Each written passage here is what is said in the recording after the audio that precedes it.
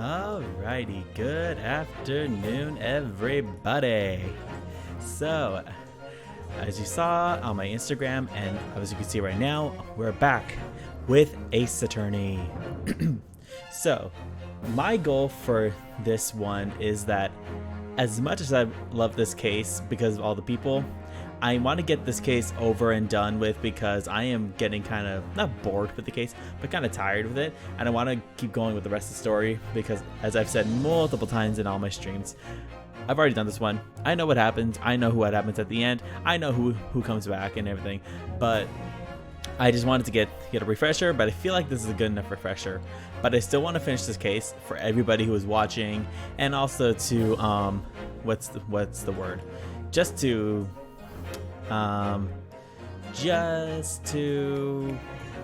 get through the case. I think that's the best way to describe it.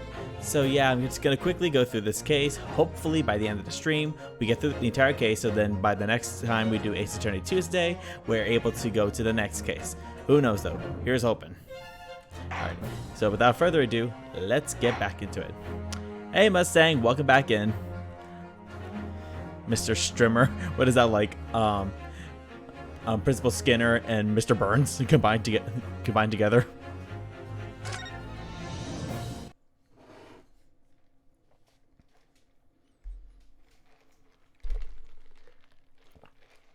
Alright, so we last left off with this man over here and his very scary monotone voice.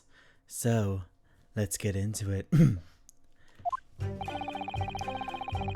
I met the young professor approximately 1 year ago through Mr. Asman's introduction. He provided me with the blueprints, and I constructed the machine to its precise specifications. It was no trick.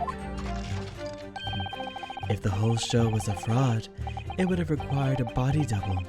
Tell me, did the victim have a twin?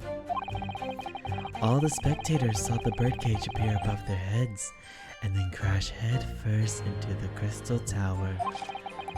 A terrible accident, I grant you.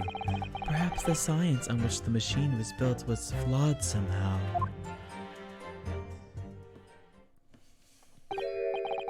A body double? That goes without saying, surely. To give the impression that something has moved, when in reality, it hasn't. It's a basic conjuring principle. The deception cannot be achieved without substituting the original with a fake at some point in the performance. But would I be right in saying you haven't managed to establish anything along those lines?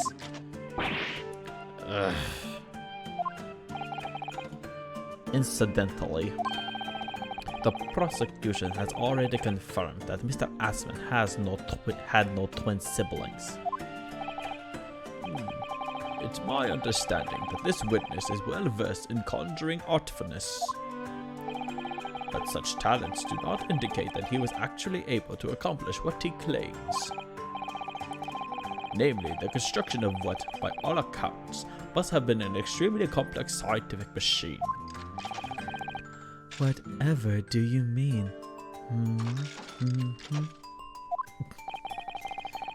I don't know about you, but I think that Drebberg would be a fantastic dancer, in my opinion. Maybe good for popping.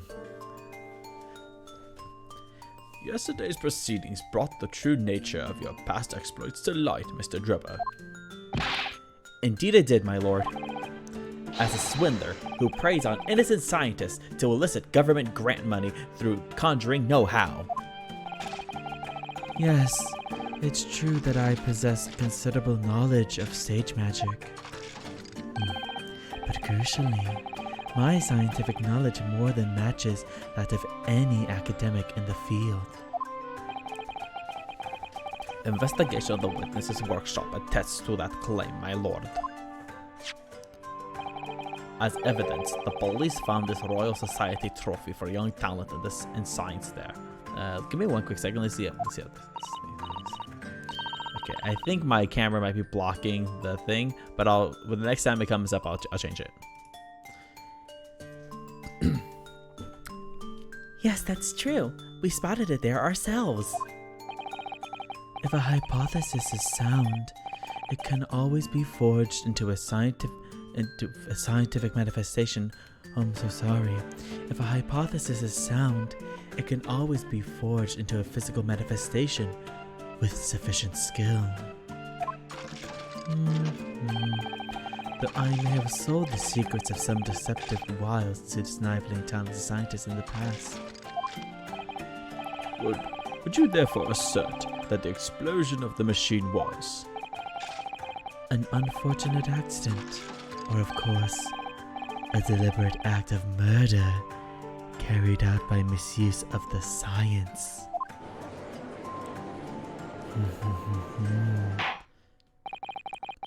Counsel for the defense, your cross-examination, please. Yes, my lord.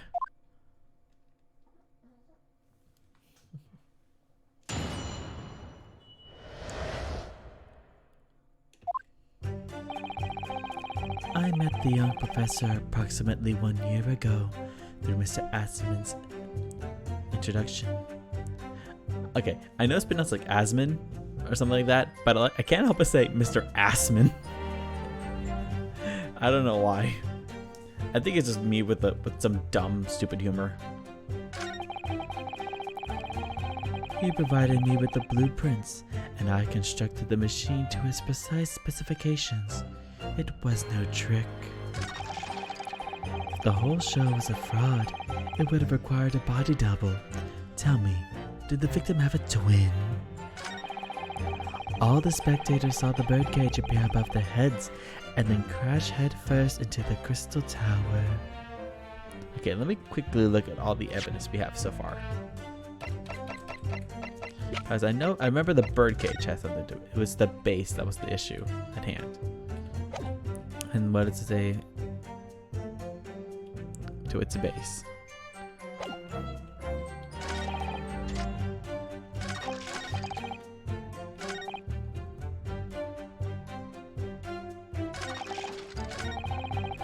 Okay, I think this is where we present that one.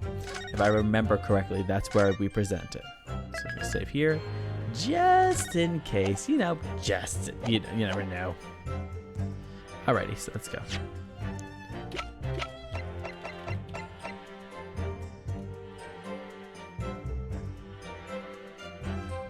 Oh Lord, here we go. Objection! Yep, I was right. Woo! We've examined the birdcage that crashed into the crystal tower ourselves. As you can see, the cage, which is a wooden construction, has sustained damage in one particular spot.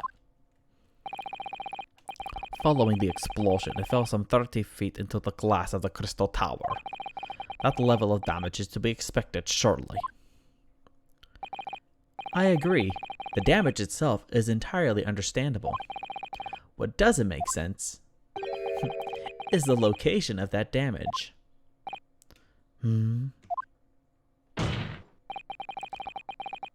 All the breakages in the wood are at the base of the bird cage, not the top. It's always good to find it on the bottom, though unfortunately the top is very hard to find sometimes. What are you saying? That's the opposite of where they should be. That's right, my lord. The birdcage that was at the scene is damaged at its base. So we have reports of the birdcage falling headlong into the crystal tower, yet the damage is at the bottom and not at the top. If it happened at the top, that wouldn't incriminate us, but also it would be very, very hard for the top to sustain such damage.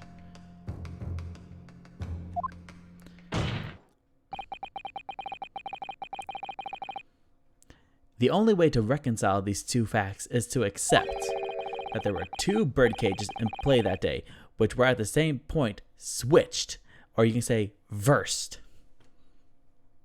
I'm having too much fun with this, aren't I? Switched during what wasn't a scientific experiment at all, but an elaborate piece of stage trickery. God.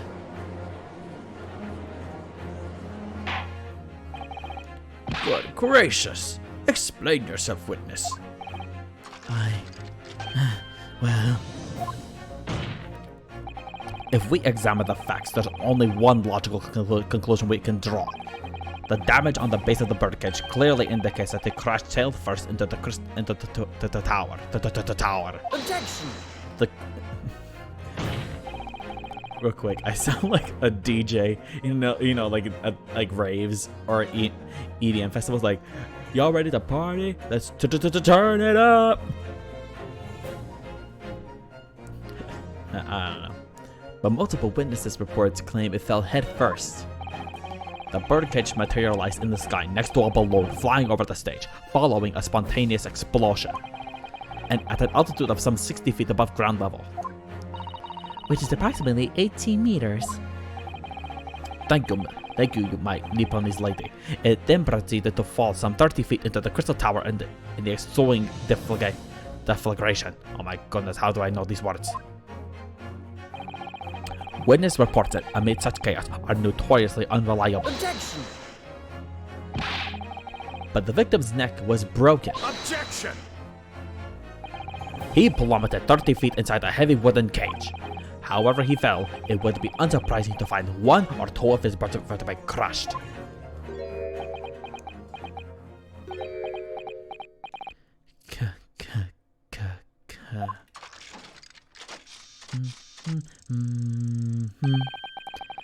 A riveting scientific analysis of events from the prosecution there. Though to be even more vigorous, you would have to say it was only one vertebra, actually. If I had a soundboard, I'd be like, Though to be even more vigorous, you would have to say it was only one vertebra, actually.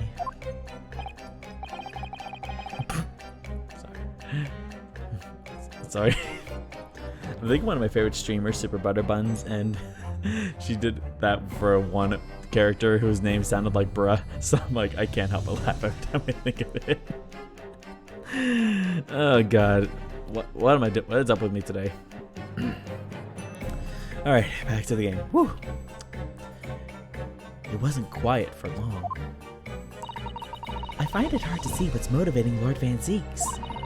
This witness is clearly a swindler and one who deceived a personal friend of his. If you're going to establish this deception, do it right. Sorry? I feel like that's the undertone here. Ah yes, there's one more point. The defense appears to have forgotten. It obviously wasn't a trick, as a certain truth very plainly demonstrates. What? It seems to me that the cross-examination had better continue until we resolve this matter. Mr. Drebber, you will amend your testimony with details of this truth. Of course. We must treat the matter scientifically, after all. I nearly had him there.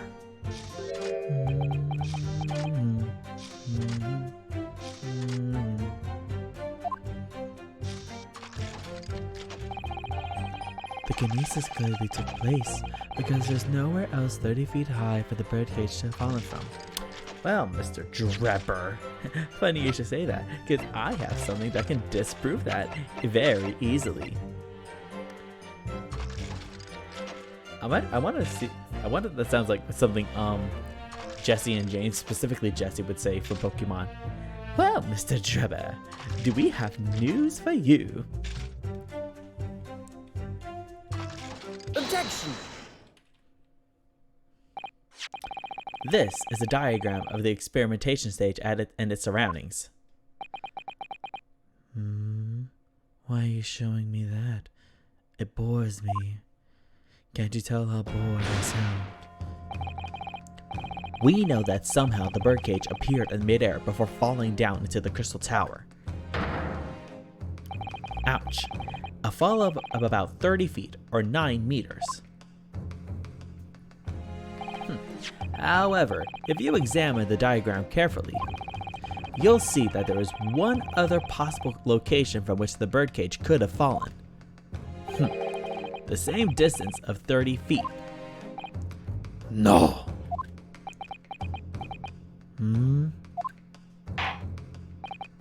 Well, it appears the defense has a possible explanation to put forward. Go ahead, counsel. Yes, my lord. Of course. You will indicate the place to which you are referring on this same diagram. The alternative location from which the birdcage could have possibly fallen the requisite 30 feet. Oh, you know, just another balloon completely far away from the Crystal Tower. Yeah, that's where it belongs. Or, you know, like right down here, right at the very entrance. You know, it could have just shot up and then go straight down. I only imagine how pissed they're going to be with me, though. Okay, this is where we go. Oops. Wrong button. Take that! The place I'm referring to is here. But that's where the birdcage would have been to begin with. Which is exactly the point, my lord. Yes, the birdcage was in the machine on the stage. But what we must also consider is the height of the stage itself. Go on, counsel.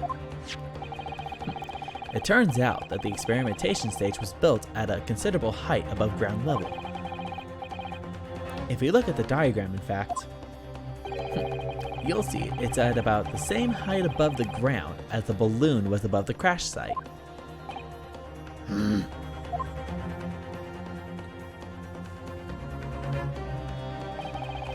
When the experiment got underway, the machine and the birdcage were engulfed in steam.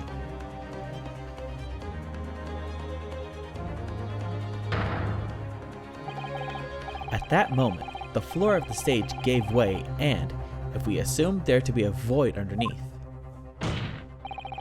this birdcage and the one seen by the audience would have fallen almost exactly the same distance. Whoa. What? Yes! Once again, my lord, this all points to the fact that there was not one birdcage, but two. Objection! My learned friend has no evidence that the stage had such a contrivance in its design.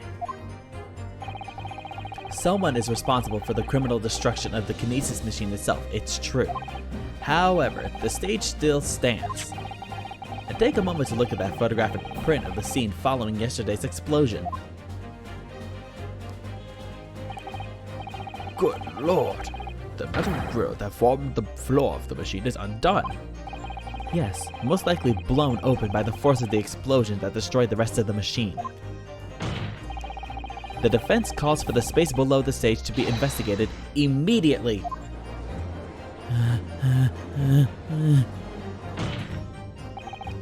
Mr. Drebber. Huh?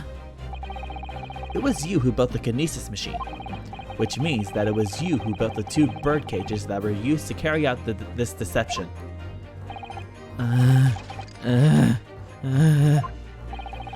Whether Professor Harebrain's hypothesis is sound or not makes no difference, because it's the construction of this machine that matters. A machine designed to take Mr. Asman's life.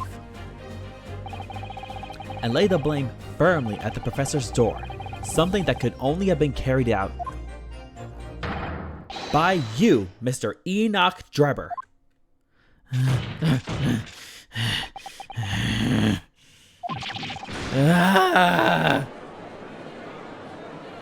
Objection!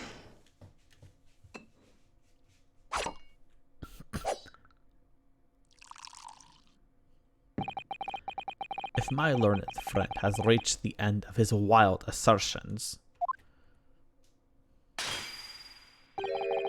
the prosecution would like to crush the defense's argument slowly but surely. Yes, Daddy. No, we're not doing that. What?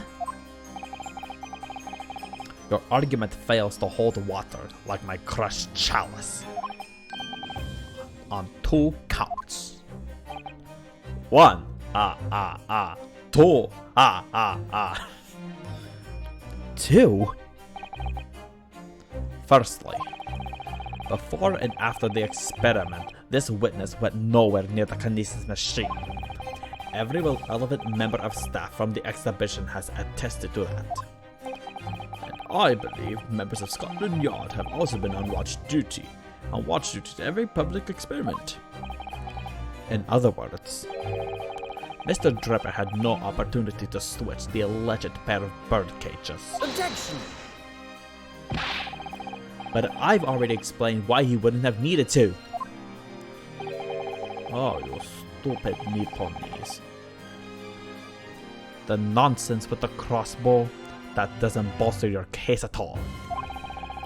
The man who disappeared from the stage and the man who crashed into the tower are one and the same. The forensic investigation team's report is unequivocal on that point. And the second flaw in your assertion is a distinct lack of motive. Why would this man have wanted to take this man's life? He had no reason to do so. A motive? Do I have to think of everything myself? That's the one thing about these Ace Attorney games. Every single time, like, yes, you have to do that kind of in the actual courtroom. See, I don't know how it is in every single criminal proceedings, but the defense always has to like pose like a motive, obviously, or also like the question. But the prosecution is like, usually has to like always hound you. I don't know. I don't know how any of this stuff works, man. I have your contract provided by the witness. What contract is this, Lord Van Zieks? A contract into which Mr. Drebber entered with the victim, Mr. Asman. It reads, Mr. Drebber is to receive 30% of all remunerations from government grants or other income. Okay, now I'm changing the accent. I gotta go back to that one later. 30%. Certainly very favorable contractual conditions. But there was one very important provision bolted onto that clause. What provision? Mr. Drebber may only uphold this right on condition that both contracting parties are alive. Now, to say that Mr. Asman died of mysterious circumstances is not very hard to discount. I mean, there was not only the stab wound, but there was also two tiny print points of where someone could have drawn blood. I mean, I don't know of that personally, but disregard that as part of your honor. Where is the court stenographer? Strike that from the record. No, keep that on there. I want to see where Lord Van Zieks goes with this one next time. In other words, if either of us were to die, the contract would become null and void. So you see, I had nothing to gain from Mr. Asman's death. The diametric opposite, in fact. See?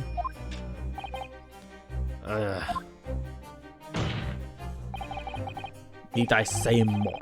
The witness had neither an opportunity nor a reason to commit the alleged crime. In short, the possibility of Mr. Drebber having done as you suggest is nil. Ugh.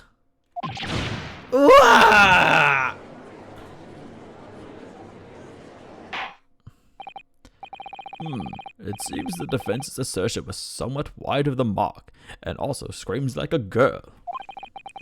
Lord Van Zieks, you will submit the contract as evidence, please. Drebber's contract has been entered into the court record. It's true.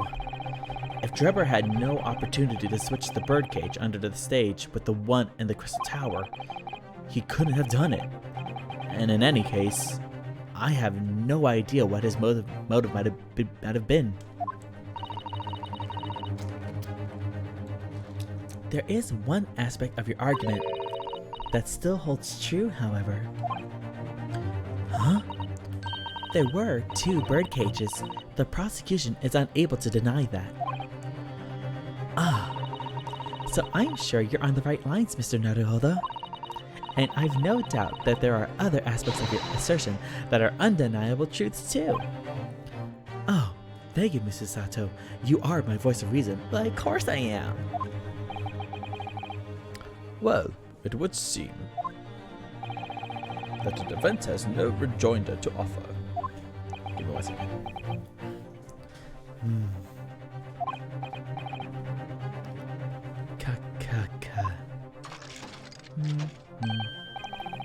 Well, I must say I'm a little surprised. I came here to testify about the machine I built, and instead, my reputation is defiled. But the prosecution's counter has set the record straight, I think. It's impossible that I'm the culprit. Then why are you smiling like that? This is how I smile, my lord. Objection! Very creepy smile. Hmm? What? Huh? Shut up. At the beginning of this trial, we believed that there was only one birdcage. Yet now we know there must have been two. In other words, there was more to the demonstration than when we realized at first. Oh no. I think it's abundantly clear that the same applies to the culprit. Get to the point. The stage demonstration was constructed and set up in its entirety by you, Mr. Drebber. Therefore, it's inconceivable that you had no hand in the events that transpired.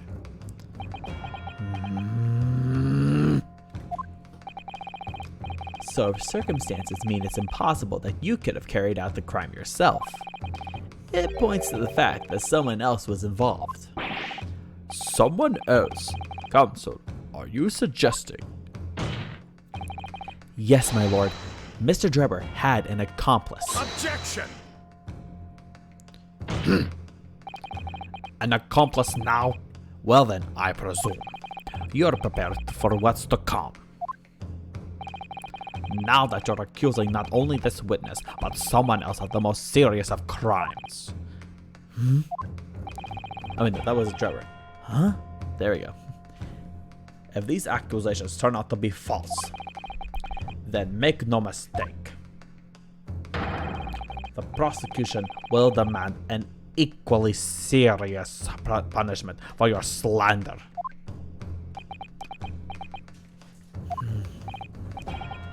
Well, counsel, do you intend to pursue this course and formally accuse another party of involvement in this matter? What do I do here? At the moment, this is little more than a hunch on my part. I don't know for sure if Drebber had an accomplice or even if he really is the culprit here.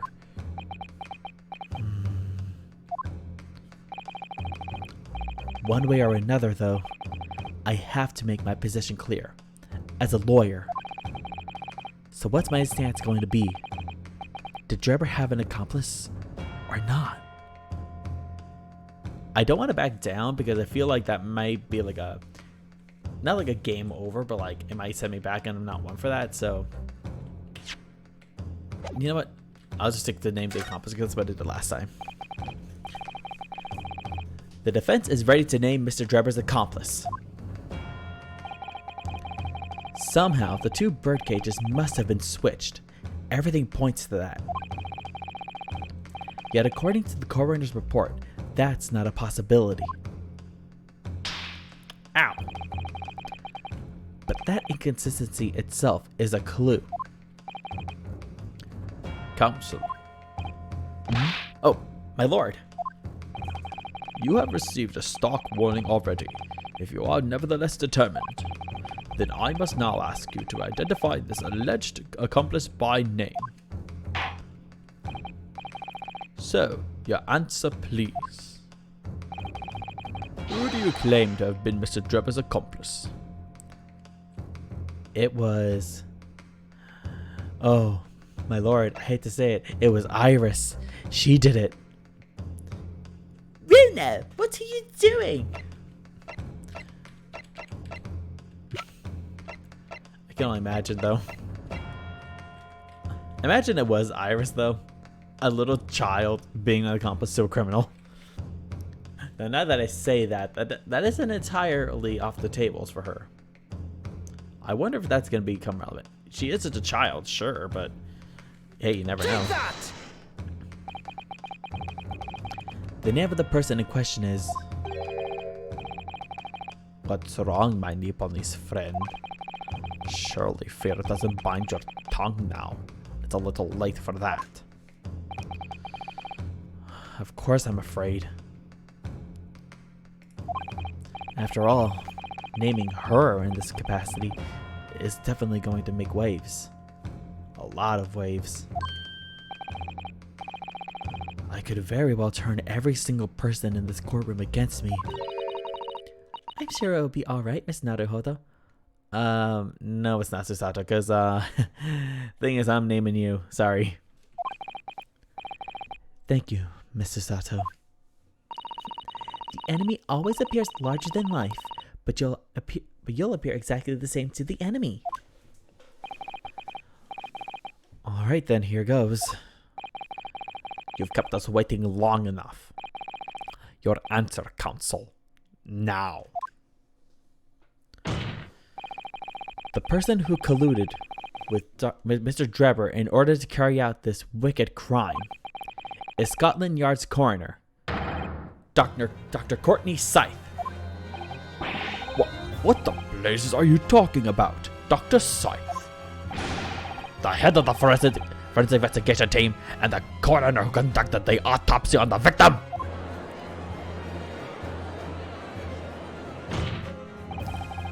We know there were 2 bird cages, so who could have carried out the switch to complete the illusion? The accident happened in front of a huge crowd of spectators, and the area was immediately sealed off. Then everyone, police officers included, were banished to make way for the forensic investigation team. When else could the switch have occurred?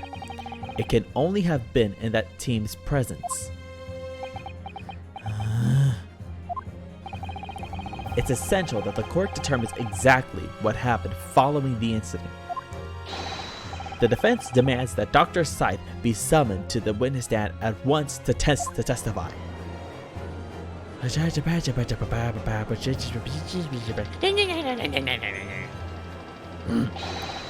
You've got a nerve, lad. No. That was more of what is it? Gregson. No. You've got a nerve, lad. There we go. Standing up there, dragging the yard's name through the mud. I didn't mean to. I know the woman very well. Very well indeed. Oh, yes, I do. I mean, there's no better dead room worker out there. How dare you call her a criminal? My learned friend's imagination appears to be wilder than the East End at night, and it is very wild, believe me. Huh? But the recklessness of your accusations aside, there's another grave problem with your argument, on which the prosecution demands you address at once. A grave problem? Oh my word. Who do you claim acted as the victim's doppelganger? What? Certainly, if the birdcage containing the body of the victim was exchanged for another, that cage must have also contained the body. And yet, no missing persons or accidental deaths of anyone even remotely resembling the victim have been reported. Which means there was no one, dead or alive, who could have fulfilled the role of a body double for Mr. Asman. That's true. If my argument is that there were 2 bird cages, then there must have also been 1 person inside each. But I don't know if I've got an answer to this yet, have I? What can I do to reveal how this body double stunt was achieved? We gotta present some evidence. That's all we know how to do, isn't it? Very well. The defense will address my learned friend's concerns. Look at me, I'm calling him my learned friend. By presenting evidence that reveals the true nature of Mr. Asmon's body double. Good gracious. Evidence. I do hope this isn't filibustering, counsel. The court is expecting a name. If you think you have relevant evidence, present it now. The body double and the birdcage were hiding inside the balloon that was floating above the stage, which means that any witnesses would only have seen them from 60 feet away. So who was it that appeared out of that explosion some 80 meters above the spectators? Aha! The body double inside the second birdcage was this head. It actually is. I remember when I did it, I was like, really? But then I thought about it and remembered the piece of glass. I was like, oh yeah. Take that! We know that the victim, Mr. Asmon, was in the birdcage that was situated inside the kinesis machine on the stage. And therefore, he couldn't have been inside the second birdcage. Instead, that contained something else. What's been described as a body double, which is what fell from the sky and crashed into the crystal tower. Yes, counsel, according to your somewhat elaborate version of events. And that body double inside the second birdcage was, in fact... It's alright, Mr. Naruhodo. You're ready for this. Just feel yourself. Come out with it. Come on! Do it! Thank you, Mr. Sato. I needed that. Of course you do! I'm your motivator. I feel like she might be like positive, or toxic positivity. As I was saying, the body double inside the second birdcage was, as unbelievable as it may seem, that thing there. Also, real quick, did anyone else when they first saw this, or like watch someone play it or play it themselves, did anyone else think it was strange that thing was just sitting there and everything? And like everyone in the gallery and the jury and even the judge were like just looking at this thing like, okay, what are we gonna do with this thing? I don't know. That was struck me as weird because like it's literally just been sitting there. What? Okay. That's right.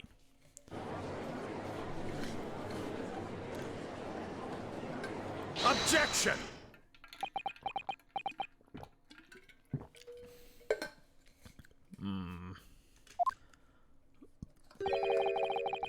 Open your eyes and look into mine, my Nipponese friend.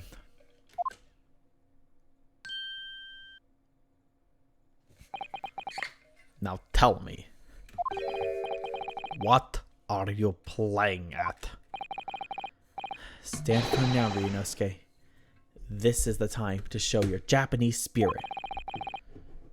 As the court will observe, this is a waxwork model. A model, in fact, of an infamous London murderer from 10 years ago, the Professor. Objection! You started by indicating the leader of the forensic investigation team as an accomplice in this crime. And now you've moved on to indicting waxworks. Yes, that's about the size of it. But why? And why this waxwork? You know, it's one of the books in front of you, Van Zeeks.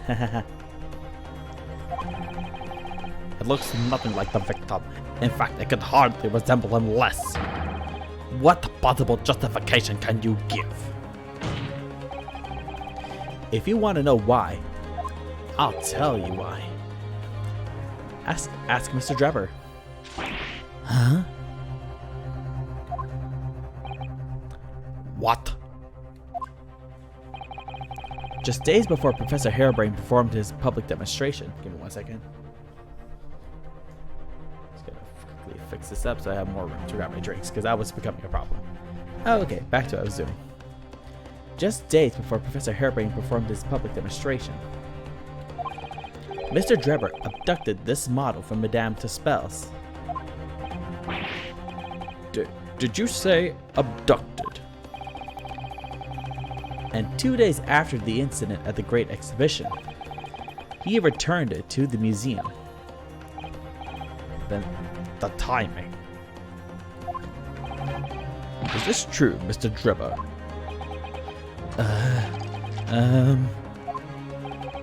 At first, I couldn't see why Mr. Drebber would have stolen the waxwork and then given it back again. But now, the reason is clear. He took it so that he could put it inside the second birdcage as a body double for Mr. Asman. Ah. Objection! Are you hearing this, ladies and gentlemen of the jury? Are you hearing the defense's astonishing proposal? That the witness fabricated this vast machine with the intention of deceiving some wretched scientist.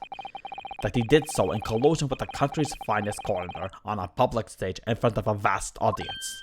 And that, to the effect of the deception, he used a waxwork model that in no way resembles the victim. Are we really to believe this far-fetched tale? What do you decide? Objection! Wait! Yes, if you put it like that, of course it sounds impossible. My lord, I need to speak, if you please.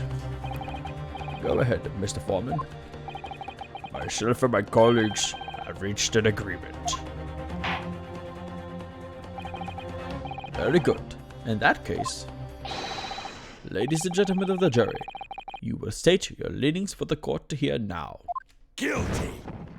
Guilty. Guilty! Guilty!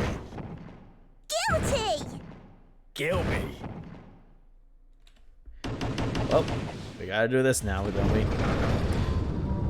You know what that means. Summation examination!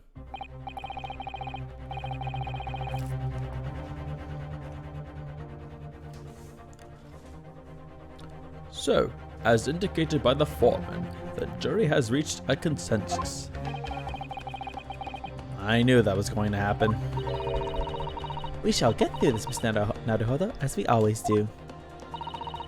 And uncover some new truths along the way, I'm quite sure.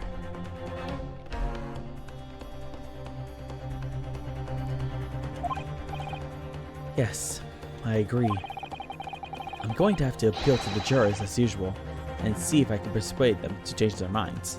I can only imagine, like, at this point, Lord Van Zeke is like, well, it's time to deal with this again. The defense will now embark on a summation examination. Are you and your fellows ready to proceed, Mr. Foreman? We are, my lord. Very well. In that case, I ask you now to state clearly for all present to hear the grounds on which each of you has decided that the defendant is guilty of the crime of which he is charged.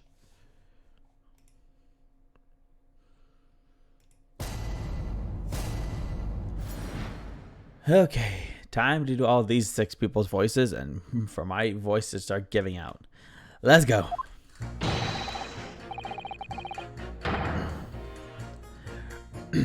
I've known that woman for years. She'd never been accomplished to anything.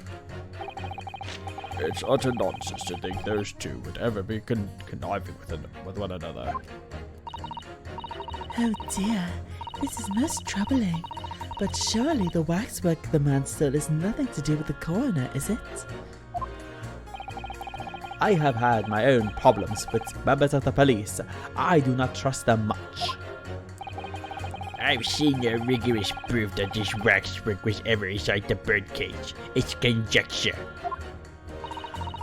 Accusing someone without right evidences is not a proper job, is he? I won't have it.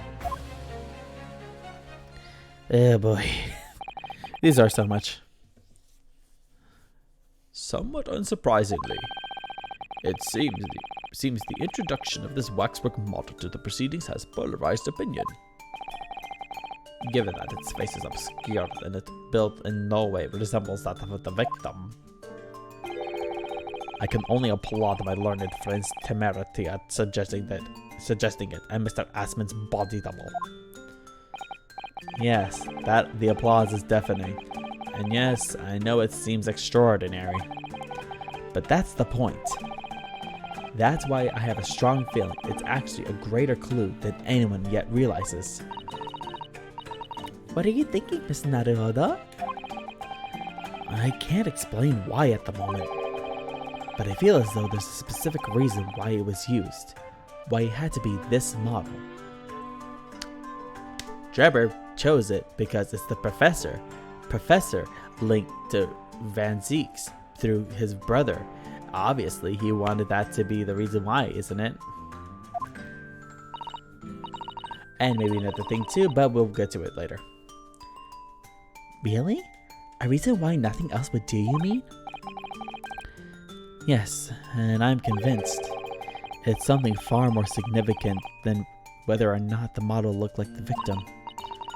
Well, if that's the case, we must prevent the trial from ending prematurely at all costs. Yes, agreed. I have to find a way out of this. If you are ready, Counsel, you may proceed with the summation examination. Yes, my lord.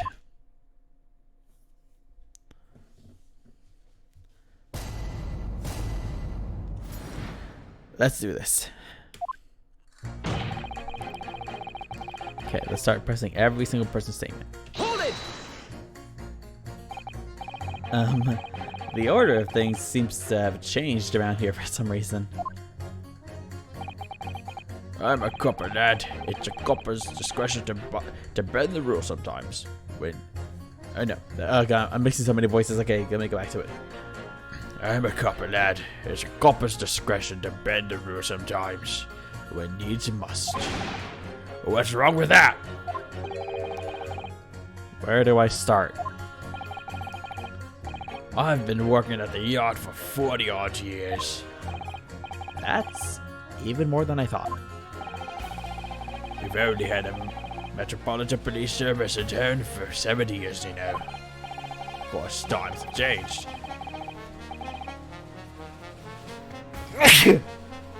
Excuse me. Whew. Thank you.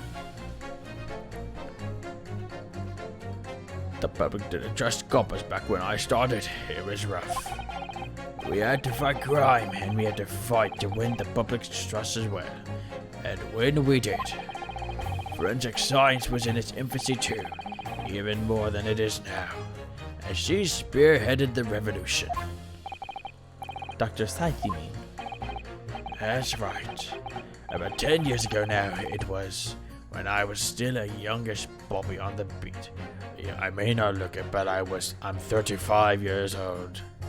But didn't you say you were doing it for 40 years? What's that supposed to mean, laddie? That's when she started making a name for herself as a top-class coroner. And now look at her, head of the forensic investigation team, and a woman no less. That we stand. Well, you won't hear me complain.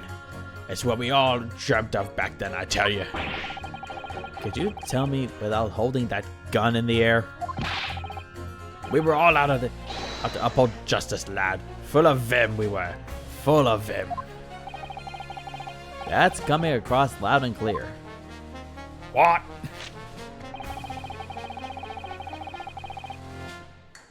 It's utter nonsense to think those two would ever be conniving with one another. Hold it! But we're only just starting to understand this case. Sorry, I'm not paying attention to you. But what are you reading there, sir? The man behind those murders on Solar Pond Street was caught in 2 days flat. That's real policing for you. That's really not relevant to this case, is it? You're wrong there. Because it was Dr. Scythe in charge of examining the bodies. And there was evidence arising from her work that led to the arrest of the scoundrel responsible. Oh. That's right. Oh, that woman is at the forefront of this country's fight against crime.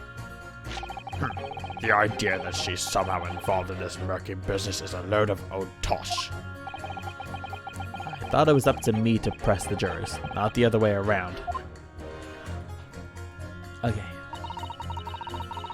Oh dear, that's most troubling, but I think the waxwork the man said has nothing to do with the coroner, is it? Hold it! Why would you assume that? Well, quite simply because that uncertain swindler has no relationship with the woman, does he? True. As it stands, we don't know of any connection. Oh gosh, but it would be delightfully romantic if they were somehow to have a mutual interest in the waxwork. Romantic? A woman of society such as myself views everything in terms of relationships, you know. Well, you learn something new every day. Even if you don't want to. One might wonder about a possible relationship between the defendant and this coroner woman. Or perhaps between the defendant and the handsome prosecutor just there. Okay, this woman is very progressive for her time. Not only she's like a freaking gossiper and everything, but she like freaking ships me with Van Zeeks. I forgot about this. Like, my god. I bet you, if she were alive today, she would be a freaking writer on AO3 or fanfiction.com.net. You know she would be. She would be a freaking fanfic writer. And if she was, I believe me, she would be a good romantic novel writer as well. Believe me. This woman may be more astute than I've been giving her credit for. If that's the woman's stance, then perhaps demonstrating some connection between the waxwork and Dr. Scythe would be enough. Yes, I agree. As soon as we have even a whiff of a connection, she'll be the first to know. Hold it!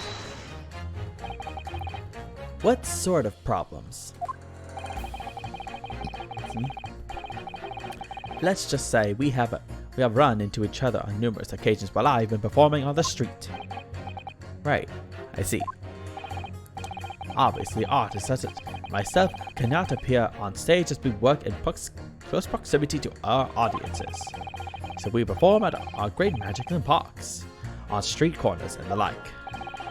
But the police use any excuse to make our lives difficult. Excuse me! Oh god, that is gonna shoot him in the head.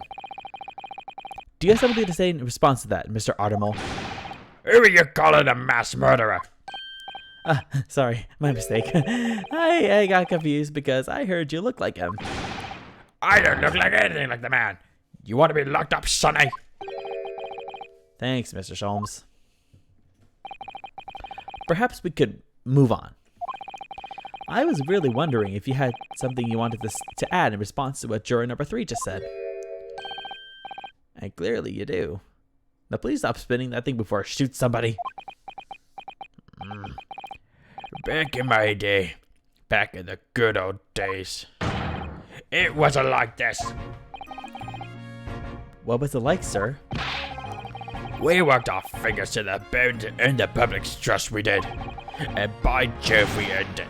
People respected us back then. Respected you? No one would have caught a coroner to question in them days. A coroner's report was the hallmark of an investigation done right. Especially when Dr. Courtney Stevens put her name to it. She was the best of the best, and the apple of the... Hold on a minute.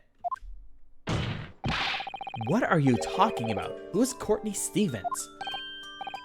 Oh, sorry. Got a bit carried away there.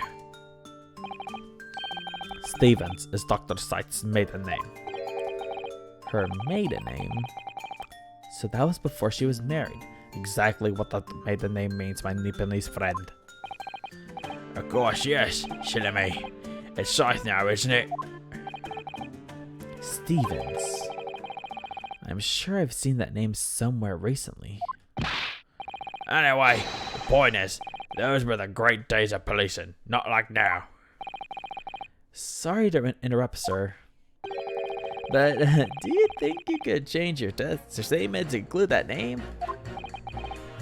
Well, yes, I don't see why not. She was Courtney Stevens back when I knew her, of course, a legendary coroner, even then. Well, time to pit you against this woman over here. You ready? Objection! Those two statements clearly contradict each other. Good gracious. To whose statements do you refer, counsel? So, juror number 2. Oh gosh, me? What can I do for you? I presume that you heard what juror number 6 said in his statement. It was brought to light that the maiden name of the coroner, Dr. Scythe, which in turn has revealed a connection that wasn't apparent before. Well, naturally, as a woman of society, I find such connections and relationships irresistible. I like to gossip. But oh golly, I'm afraid I fail to see what you mean. Dr. Scythe's maiden name is Stevens, and through that name, the coroner is very definitely linked to the waxwork of the killer. The defense has evidence to prove it. My goodness, evidence you say? How utterly enthralling. Counsel, the court cannot overlook that last remark. I very much hope there is substance to your claim. Of course, my lord. I would ask the court to look at this. The evidence that clearly links Dr. Scythe to the mass murderer known as the Professor. It's going to be the autopsy report. Yep, there we go. Take that! I have here a certain autopsy report from 10 years ago. A 10-year-old autopsy report? What relevance does that have? None, Your Honor. It is, of course, from the autopsy of the person portrayed in the waxwork, the killer known as the Professor. The Professor's? But the man was a capital offender, so... That's right. This is the certification of death that was drawn up after the convict's execution. The identity of the killer was never made public, so the report gives few details. But what's more important is the name of the coroner who wrote it. Courtney Stevens. Oh my, Courtney Stevens? Strike a light. It appears that the professor's autopsy was conducted by Dr. Scythe 10 years ago.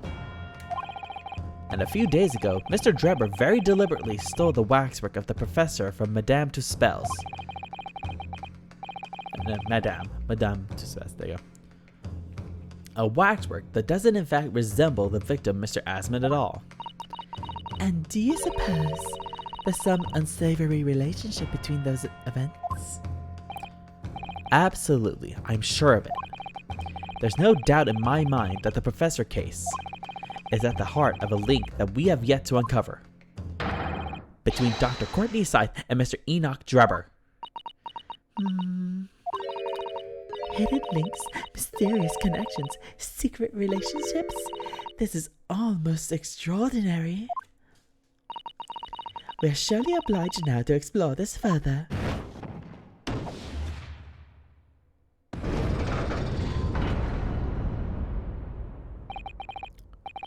Quite right. We can't let this trial come to an end now.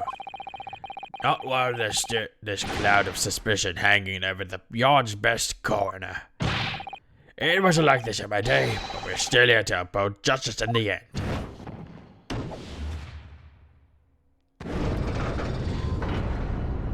Okay, 2 people down. We need to get 2 more. It's the professor. That's what links that frightful swindler and the coroner. What did the other guy have to say?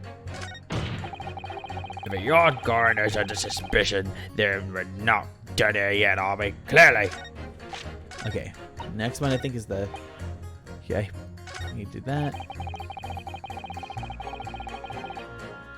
Hold it!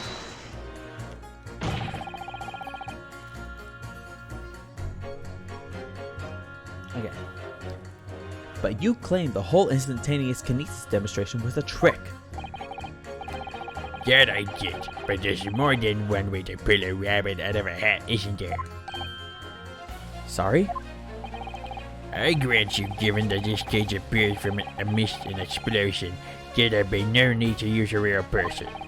But if a waxwork had been used, the culprit could at least have had the decency to make it look like the victim. I'm not sure exactly how much criminals are governed by decency. The point is, if you're going to make a claim about that waxwork being inside the birdcage, you need to give us some evidence. Without that, it's just not science.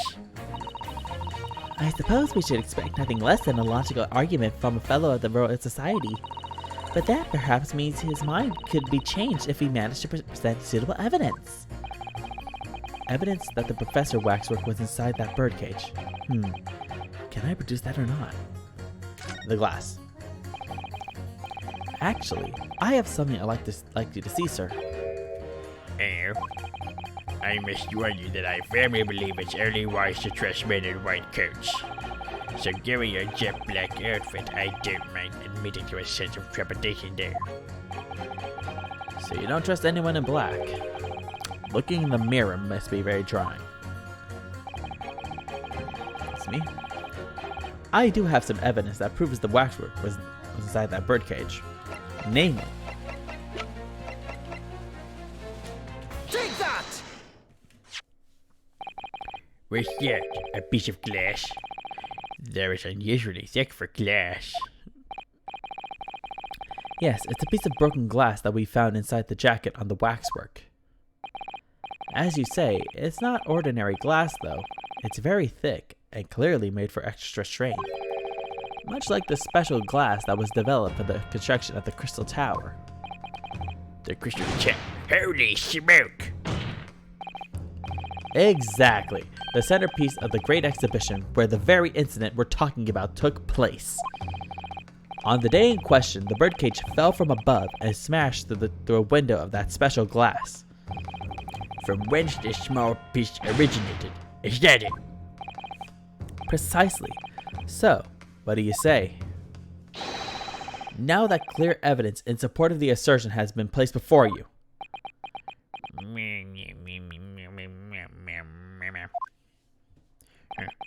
Well, as I said, I only trust men in white coats as a rule. However, when the reasoning is sound, it's fair to say Curler shouldn't come into it. In light of what you show me here, yes, I feel obliged to change my position on the matter. In that case, juror number 4, you will amend your statement now, please. The presence of that piece of glass leaves me in a little doubt that the waxwork was indeed inside that birdcage. And let's press her just because I know like she had to be pressed against him, but I'd like to hear her testimony. Hold it! I've got to ask, why have you brought that corn into court with you? Colonel Cobb, he's been growing back on the farm.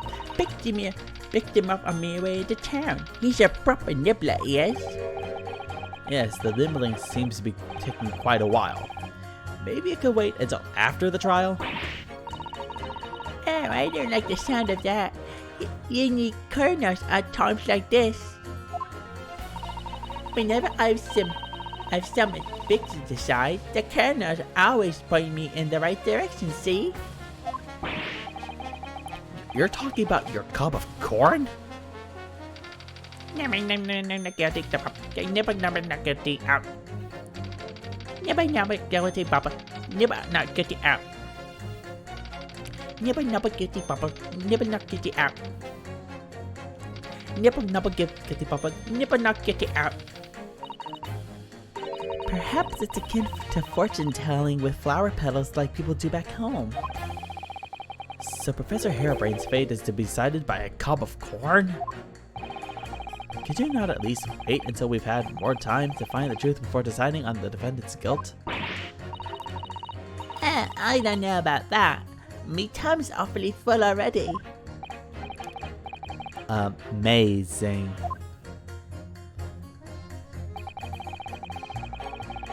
I know it seems a little far-fetched to think that the waxwork model of the professor was in that birdcage, but on the other hand, it explains a lot.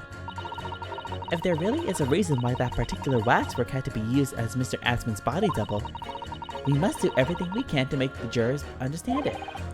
The truth is, I'm sure that's the key to this, but it's the most puzzling part of it too. In that case, you should see what additional information you can glean whilst trying to change the jurors' minds. If you can read a book whilst eating a rice cracker, Mr. Naruhodo, I'm sure you can do this. Right. Yes. I don't know what that has to do with this, it's Mr. Sato, but thanks anyway.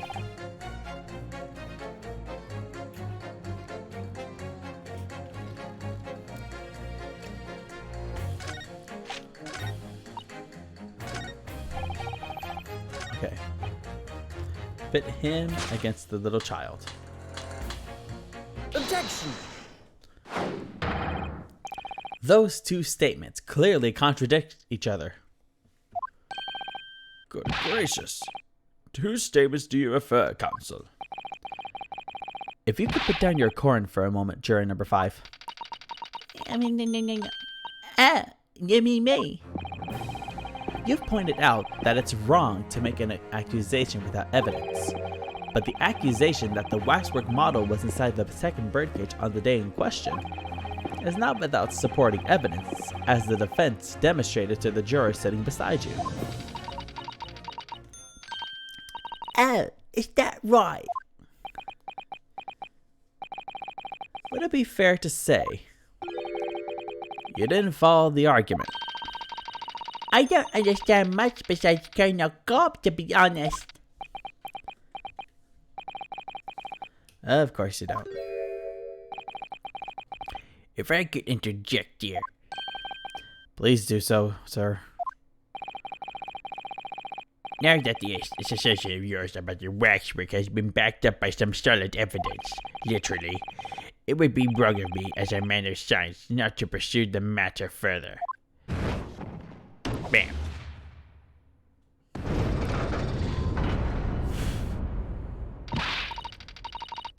Well, me too then. Sorry? If this brainy gentleman says he's right, then he must be. See, I wouldn't dream of going against Colonel Cobb or anyone who's got stuff in between the ears.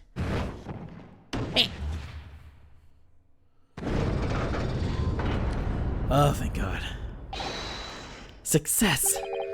If you could call it that. Thank you, counsel. That will do. As a result of the submission examination, the jury's overall leaning has changed. 2 jurors now call guilty against 4 who will call not guilty. Accordingly, the court has failed to reach a consensus at this time, and the trial must continue. We did it! Oh, well done, Mr. Naruhodo. Another wonderful victory.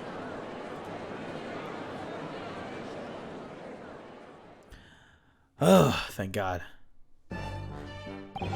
That was a lot from my voice. A waxwork of the despicable professor, used as a body double for the victim in this quite extraordinary case. I must say, it's extremely hard to believe the assertion could possibly be true.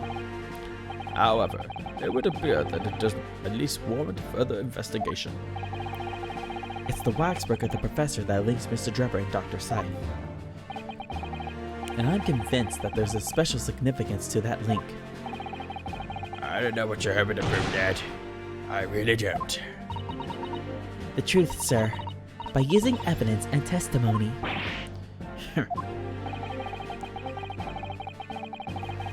If the court is to delve deeper into the alleged involvement of the waxwork in this case, then the prosecution calls for the owner of the model to be summoned as a witness. The owner? Madame Tuspels. Oh. I really thought that Lord Van Zeeks would object to this whole line of inquiry. Very well, I concur. Make arrangements for Madame Tuspells to appear as a witness with immediate effect. Listen carefully, my learned friend. Oh, yes? You should know that you're on the brink of opening Pandora's box. And it's a big box. The court shall now adjourn for 45 minutes. During that time, the prosecution will summon the new witness and prepare her for taking the stand. Madame Tuspells, yes. I shall see it to it at once, my lord.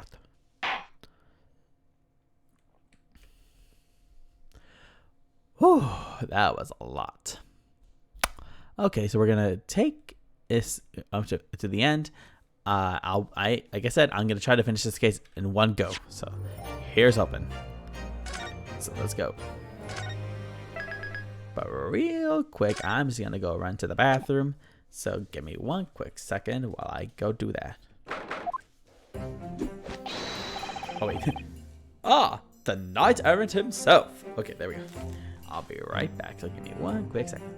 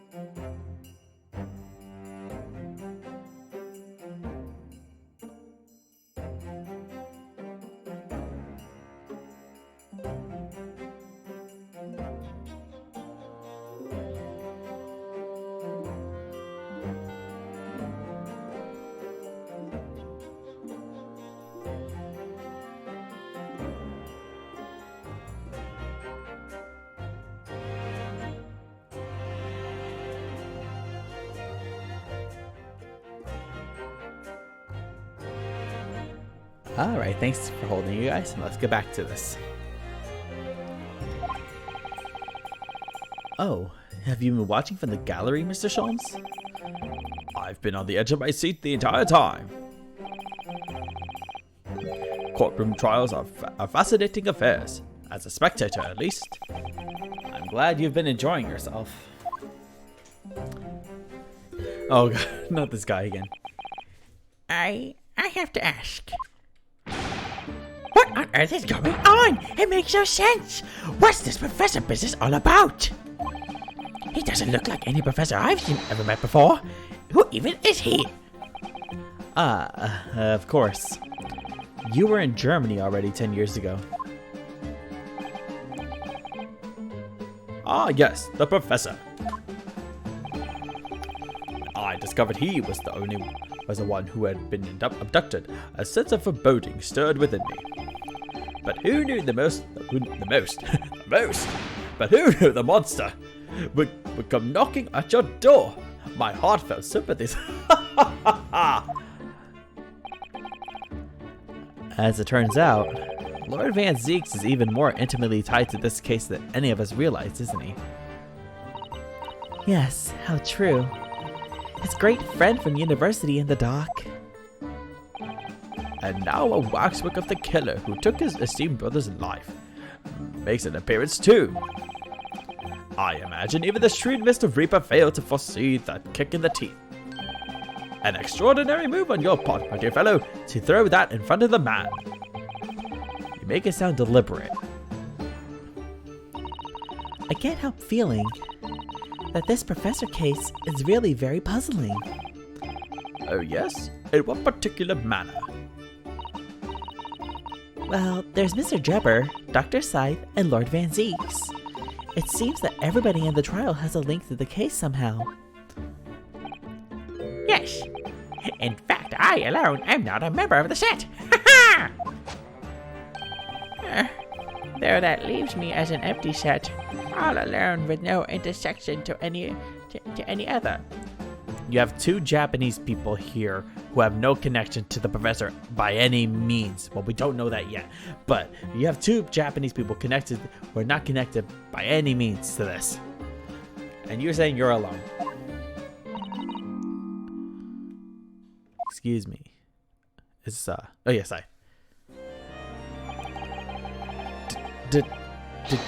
Dr. Scythe. Ah, Dr. Courtney Scythe, nay Stevens. Good day to you. Hello, Sholmes. I know, she's not excited. Hello, Sholmes. That was very shrewd of you. What in particular, pray? You requested that 10-year-old autopsy report from Gregson, didn't you? Why would you assume such a thing? Because Gregson told me.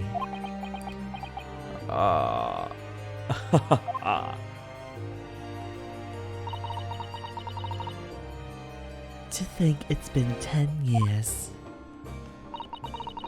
10 years in the laboratory, wielding my scalpel.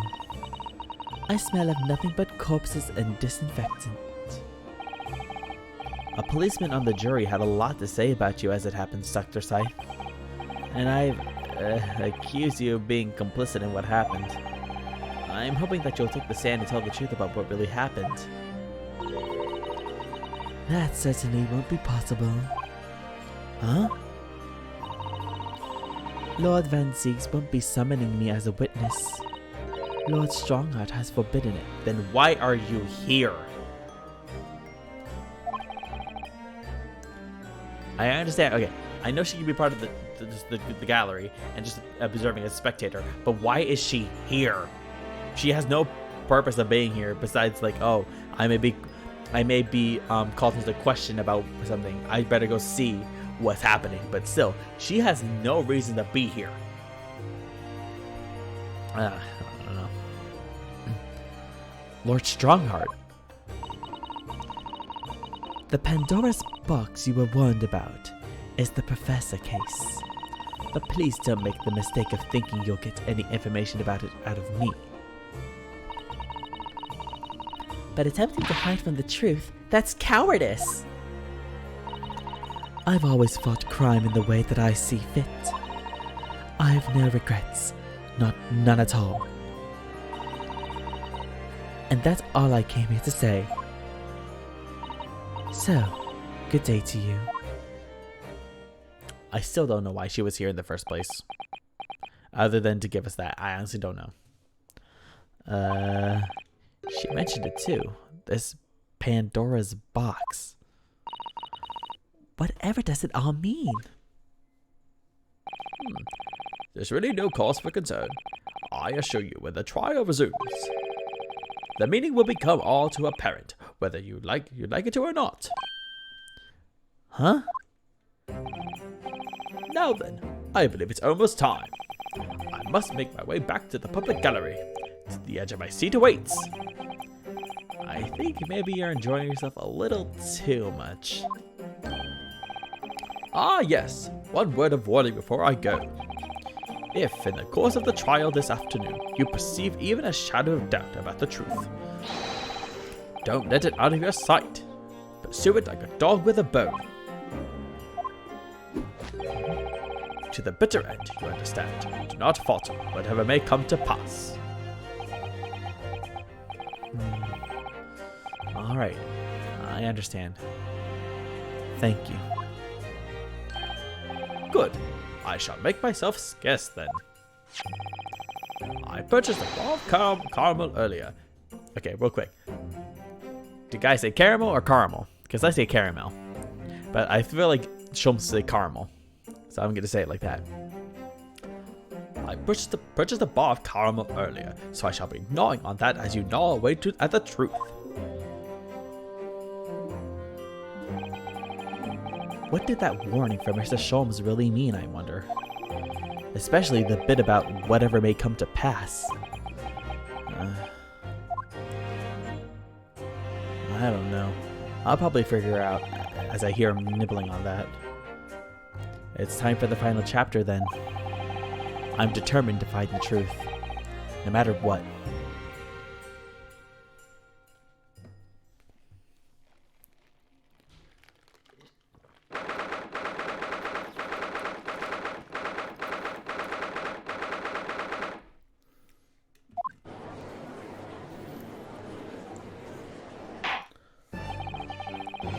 In the name of Her Majesty the Queen, I hereby reconvene the proceedings of this court.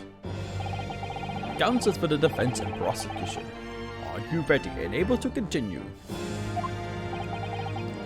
The prosecution is ready, my lord. Yes, my lord. The defense is also ready.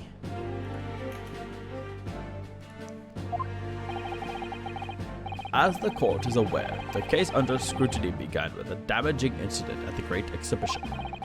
Yet we now find ourselves embroiled in the details of a convicted felon who was sent to the gallows a decade ago. This trial has certainly defied all expectation. As seems to be the fate of all trials in which this Nipponese is involved, my lord. Hey, don't blame me. I'm the one finding all the right ways to get to it. There's not one way to find an answer, you know. I mean, even the guy, juror number 4, was it? He even said there's more ways to pull a rabbit out of a hat.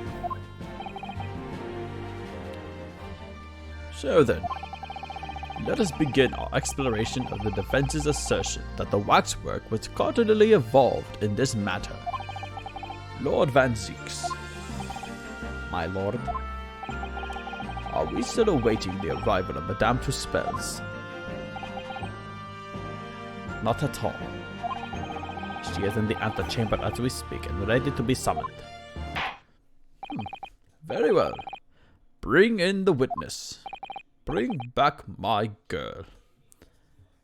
At once, my lord. Bailiff, stole Madame Tuspels to the stand. Things are about to become a lot more intense. If Drebber is responsible, as I'm sure he is, it means he must have had an accomplice in Dr. Scythe. And what connects the pair of them is the waxwork. Yes, the model of the professor. That's the key to the link between these otherwise unrelated individuals. It's a tenuous link, admittedly, but at present it's all we have to go on.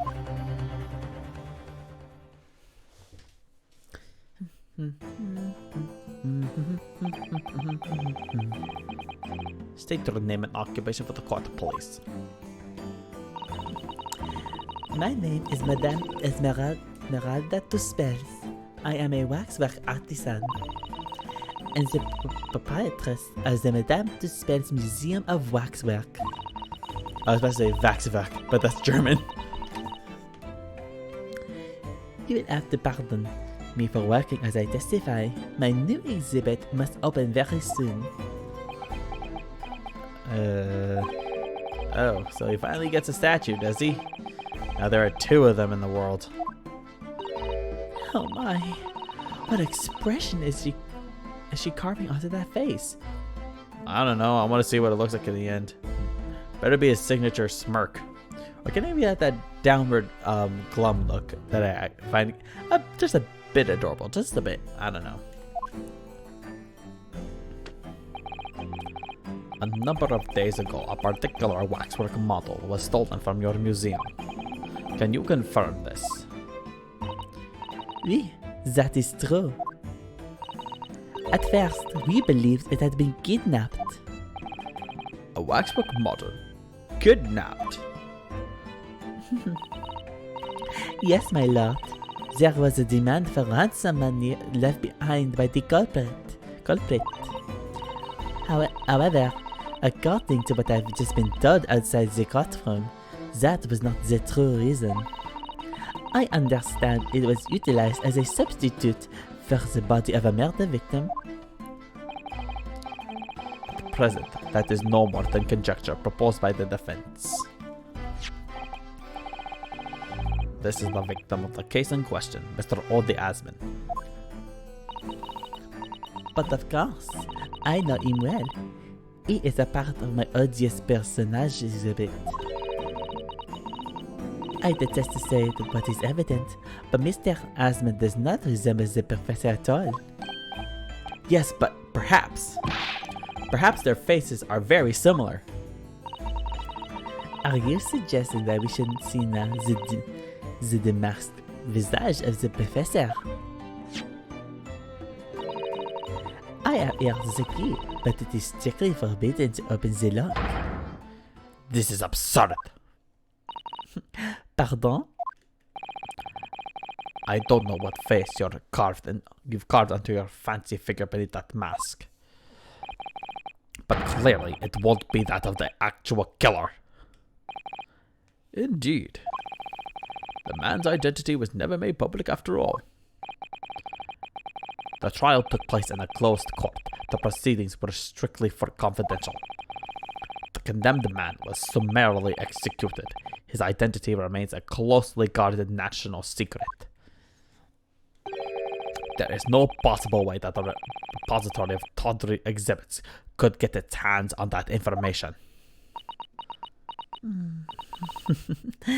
Quel dommage. It would seem you are unaware of the Tisper's principles. What principles? The family Tisper has always prided itself on sculpting its models à la perfection. Every detail, including the visage, is fashioned with complete fidelity. Et voilà, our principles.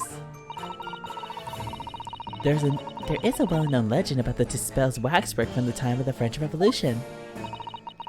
A member of the Tisper's family is said to have made a waxwork of the queen who was executed. Oui, that is true. It was a century ago now. I believe the queen's face was carved in the minutes following her death, actually at the guillotine site. You are correct. The model is on display still today in the House of Horrors. We spellers will stop at nothing to obtain a faithful replica of our subjects. Dear me, a somewhat disturbing tenacity of purpose. It is the only way to obtain a truly lifelike representation of the subject. And it has been my family's secret for generations. Do you mean to say that beneath that mask? Oui, the true visage of the killer is there. This is ludicrous. It is out of the question. The professor spread terror throughout Great Britain. As a result, the Madame Tussauds special exhibit remains extremely popular even today. The killer emerging from his own grave. It is a sight to behold. You should come. I think, madame, it would be beneficial to hear your formal testimony on this matter. You will explain every detail of this macabre model and your personal involvement in its creation. With pleasure. I think, like, of all foreign accents, doing a French one is the one it's easier for me to do because I did take French, like I mentioned before. But oh god, I did not remember how many lines she had. I thought she was just gonna be at the Waxwork Museum. I forgot she was actually summoned as a witness. The special exhibit in the House of Horrors is based on a rumor that shocked society in London. An impression of the visage was taken directly from the corpse, in accordance with Tussauds' family principles.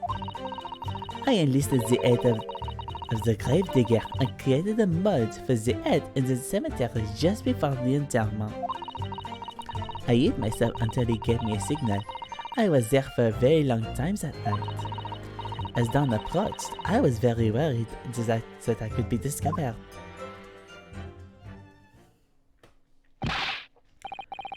The gravedigger, the man sanctioned this.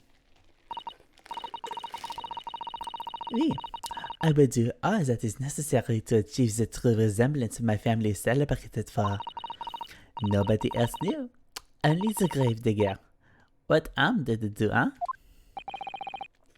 So you truly saw it. The face of that monster.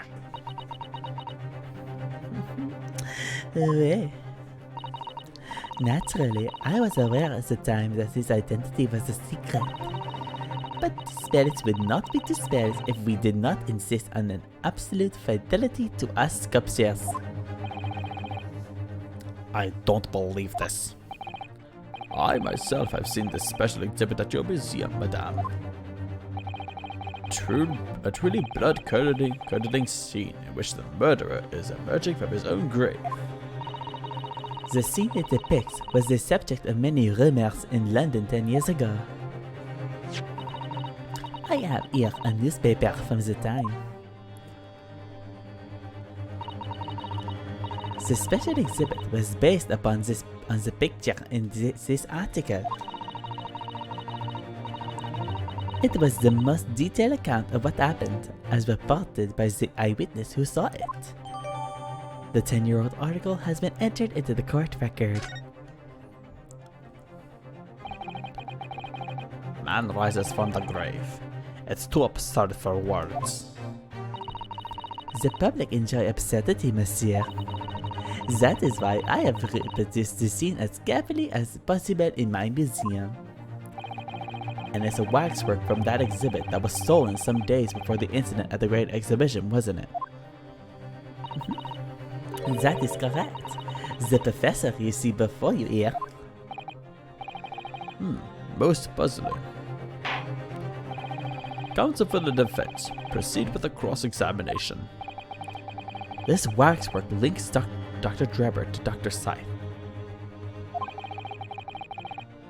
And there has to be some reason for that which hasn't yet come to light. But I'll find it. I'll get to the bottom of what really happened. I'll prove that Dr. Scythe and Trevor were in on this crime together. Whew. Let's do this.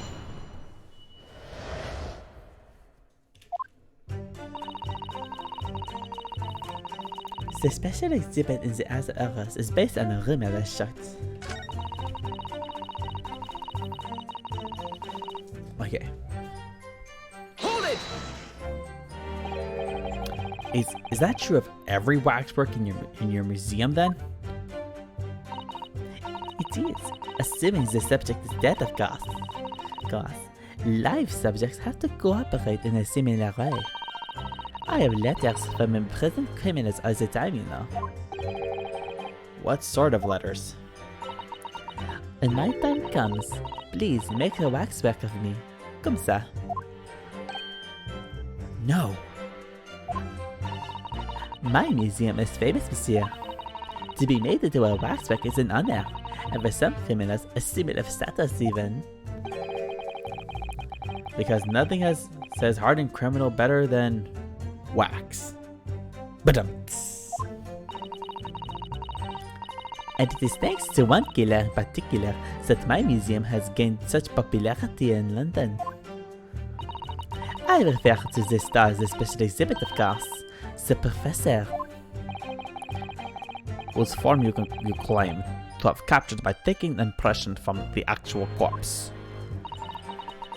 There are no exceptions to the principles of the spells. I enlisted the aid of the gravedigger and created a mold for the head in the cemetery just before the interment.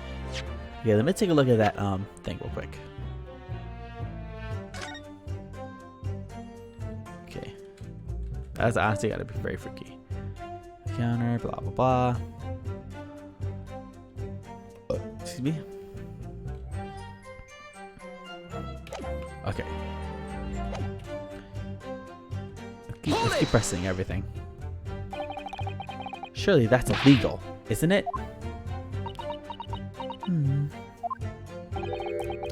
It would seem the proprietress of this repository of novelties was blinded by monetary greed. It had nothing to do with the money. The man is part of London's criminal history. That is why I had to sculpt him to record this history. I'm just giving my ears a break for some time right now. It is the raison d'etre of the Tuspellis Museum. But if the man was convicted in a closed court and sent for immediate execution, then surely nobody but the members of the judiciary present know the killer's true identity. I assure you, behind that mask is the true face of the professor. Do you realize what you're saying? The professor's identity is a national secret.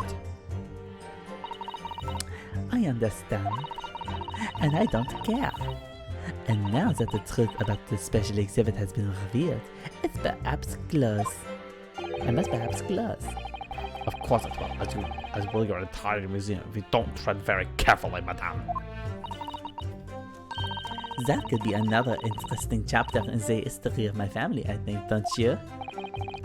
So 10 years ago, on the night of the professor's execution, you took a wax impression of his face from the corpse. Oui, exactement. I hid myself until he gave me a signal. I was there for a very long time that night. Hold it! You were there longer than you expected to be? I had some difficulties in capturing the subject's form correctly. As I removed the mask, the mouth of the cadaver fell open, and I had some problems with the chin. Dare I ask? The man had been dead for a short while already, you see. His muscles were relaxing, and consequently, his chin would not align itself correctly. Oh dear, what a horrible thought. Under normal circumstances, I would have an assistant with me. However, that night I was alone, and as a consequence, I missed my preferred window of time. What do you mean? When I take the impression of the visage of a cadaver, I always wait until 3 hours after death. Why 3 hours? Is that amount of time significant? It is because of rigor mortis. Wrigley Mortis? It's the name given to a phenomenon that occurs in recently deceased bodies. As a rule, 3 hours post-death, the muscles in the body begin to stiffen.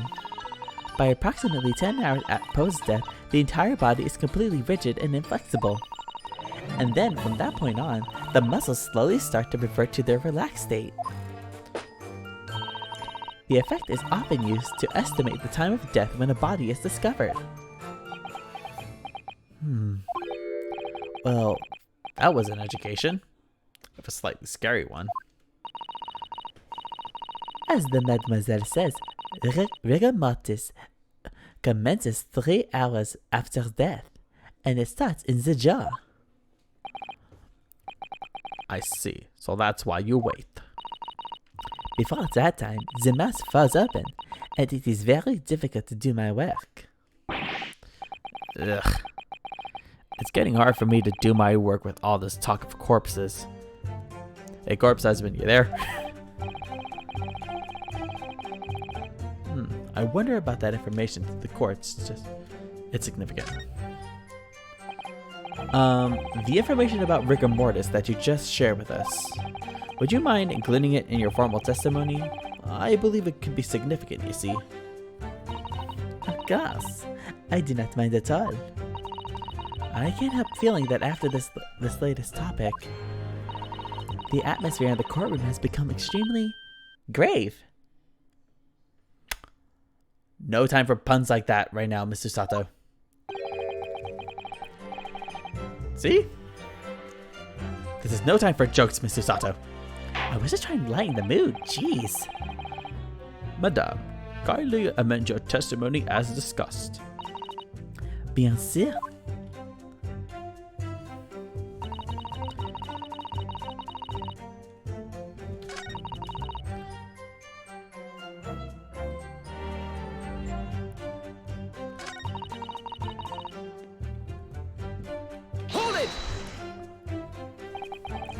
rigor mortis being the phenomenon you described, whereby the corpse becomes stiff after death.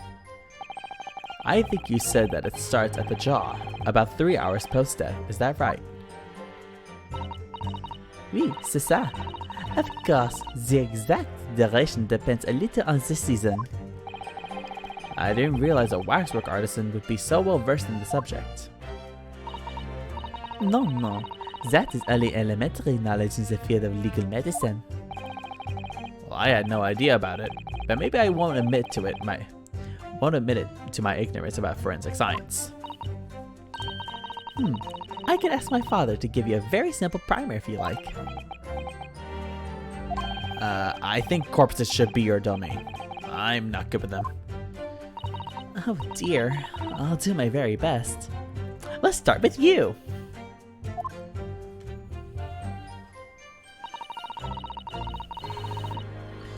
Okay, so I think this is where we present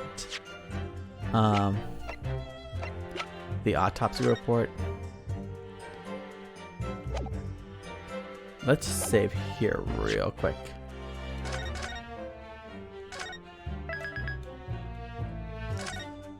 So that way we have an easier save file to go from.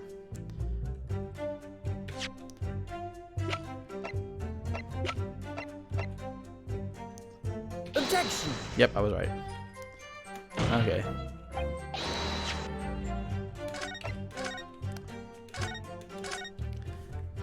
I was right about that, so let me do that again. My bad. Let's try this one. Objection! There we go. That's what I was slapping on. Madame Tuspels. I have here an autopsy report that was filed 10 years ago now. It confirms the death of the professor following his execution at the gallows. And is that a problem? I believe it is, because your testimony and a particular detail in the report completely contradict one another. Quoi? Are you going to explain yourself, my Nepalese friend? According to her testimony, Madame Tuspels was creating her wax impression just before dawn, and at that time, rigor mortis had not yet set in. Am I correct so far, Madame? You are, yes.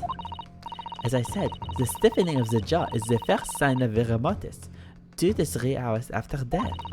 But the man's chin was limp, so he could not have been dead for a long time. But on the other hand, if you look at Dr. Scythe's report, it quite clearly states the following. Death by hanging confirmed at midnight, 17th of June. No! If the professor indeed died at midnight that day, then by the time you were sculpting his face, rigor mortis would already have set in. Oui, yes, you are right. The chin. It would have been completely stiff. In other words, this report is wrong. Objection! No coroner makes mistakes when recording the time of death. The very idea is absurd. In that case, there's only one possible conclusion. The execution didn't actually take place at the stated time. Impossible! Yes, you're impossible.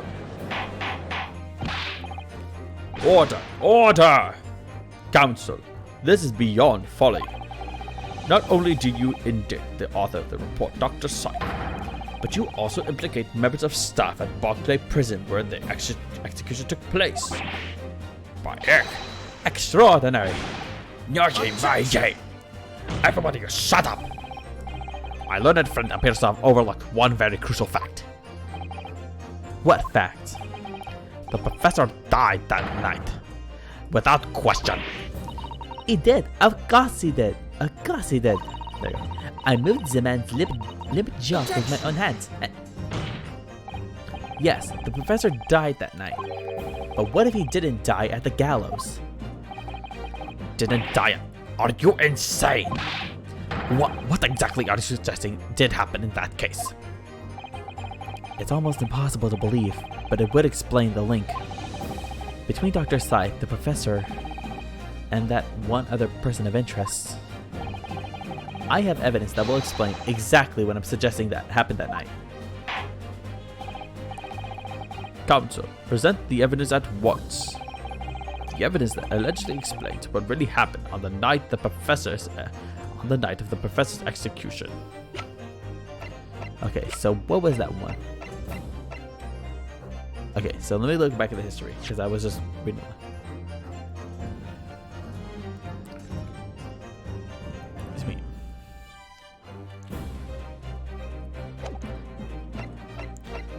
Okay, so what was that one piece that wasn't? Oh, it's this one, right? The camera. Okay, let me save here, because I believe it was the camera that was the key evidence, because it has the blood on the thing.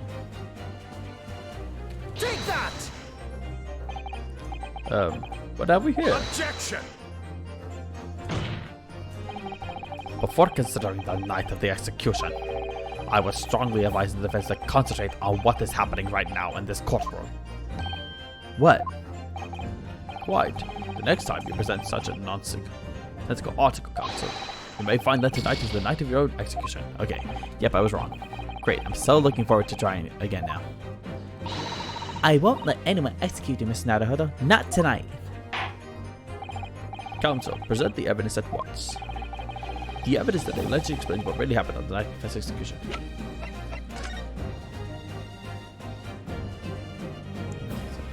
Oh, it's the newspaper article. Isn't it? Because it has the gunshot. I'm just running through things here, guys.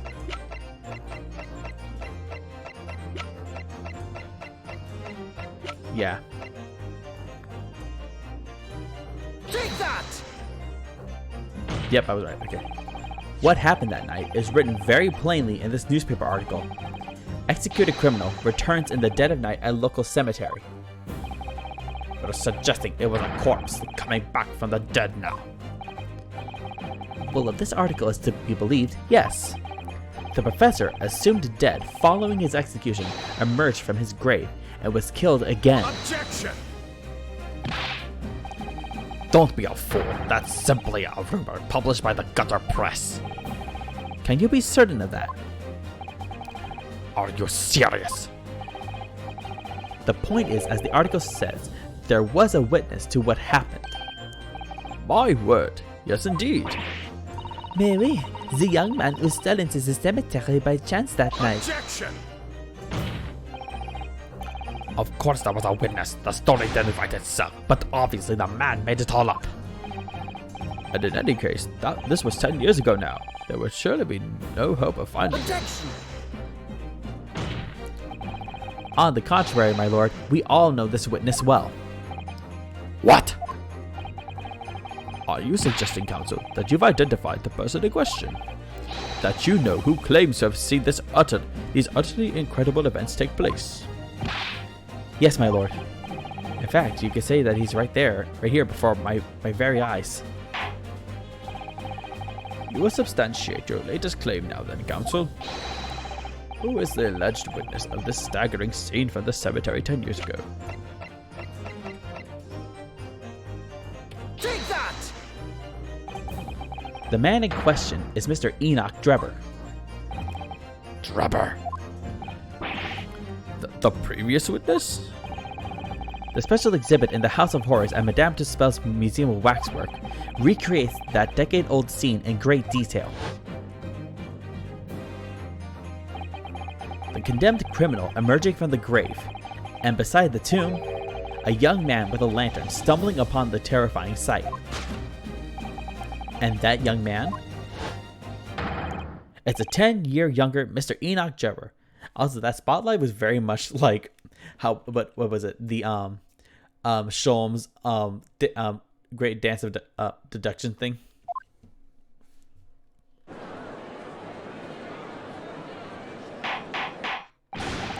Order! Order! Order! Surely not, counsel. Drebber was there in Lowgate Cemetery. What is all this talk about Mr. Jabber? Is the name significant? Of course. Madame Tuspels doesn't know, does she?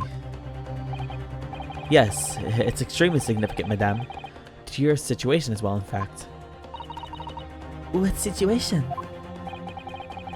The theft of the Professor waxwork from your museum some days ago was perpetrated by the very same man. No! But that would mean... Madame Tuspels. It would appear you know the name Enoch Drebber. Oui, yes, I know it. But from long ago in the past. What? Oh my! Good gracious. Zoinks! Jeepers! Where's the Scooby Gang when you need them? Explain yourself. Tell us everything you know. Yes, of course.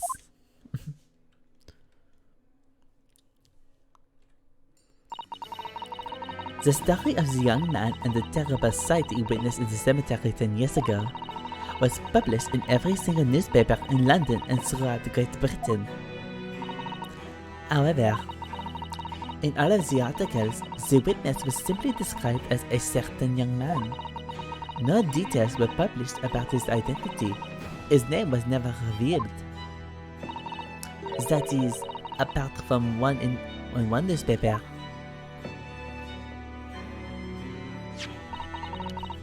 The Daily Circus. It is the paper from which comes the article I have already shown in the court. You're saying that his full name was only publicized in that article? Goodness me. Yes, here it is. The university student who experienced this shocking event is Mr. Enoch Drebber, a disciple of science at the University of London and a resident of its student dorms. Unbelievable! When I read the article, I went to meet the man. His discovery of the condemned criminal coming back to life in the cemetery in the dead of night would make a perfect exhibit for my House of Horrors, whether it was the truth or not. I see. So you went to meet Mr. Drebber in order to sculpt a waxwork of the man, did you? Exactement. He was studying science at the University of London in those days. He was just a poor student. I paid him £5 to model for the waxwork, and since that time, it has been in my museum to recreate the scene of terror from the cemetery.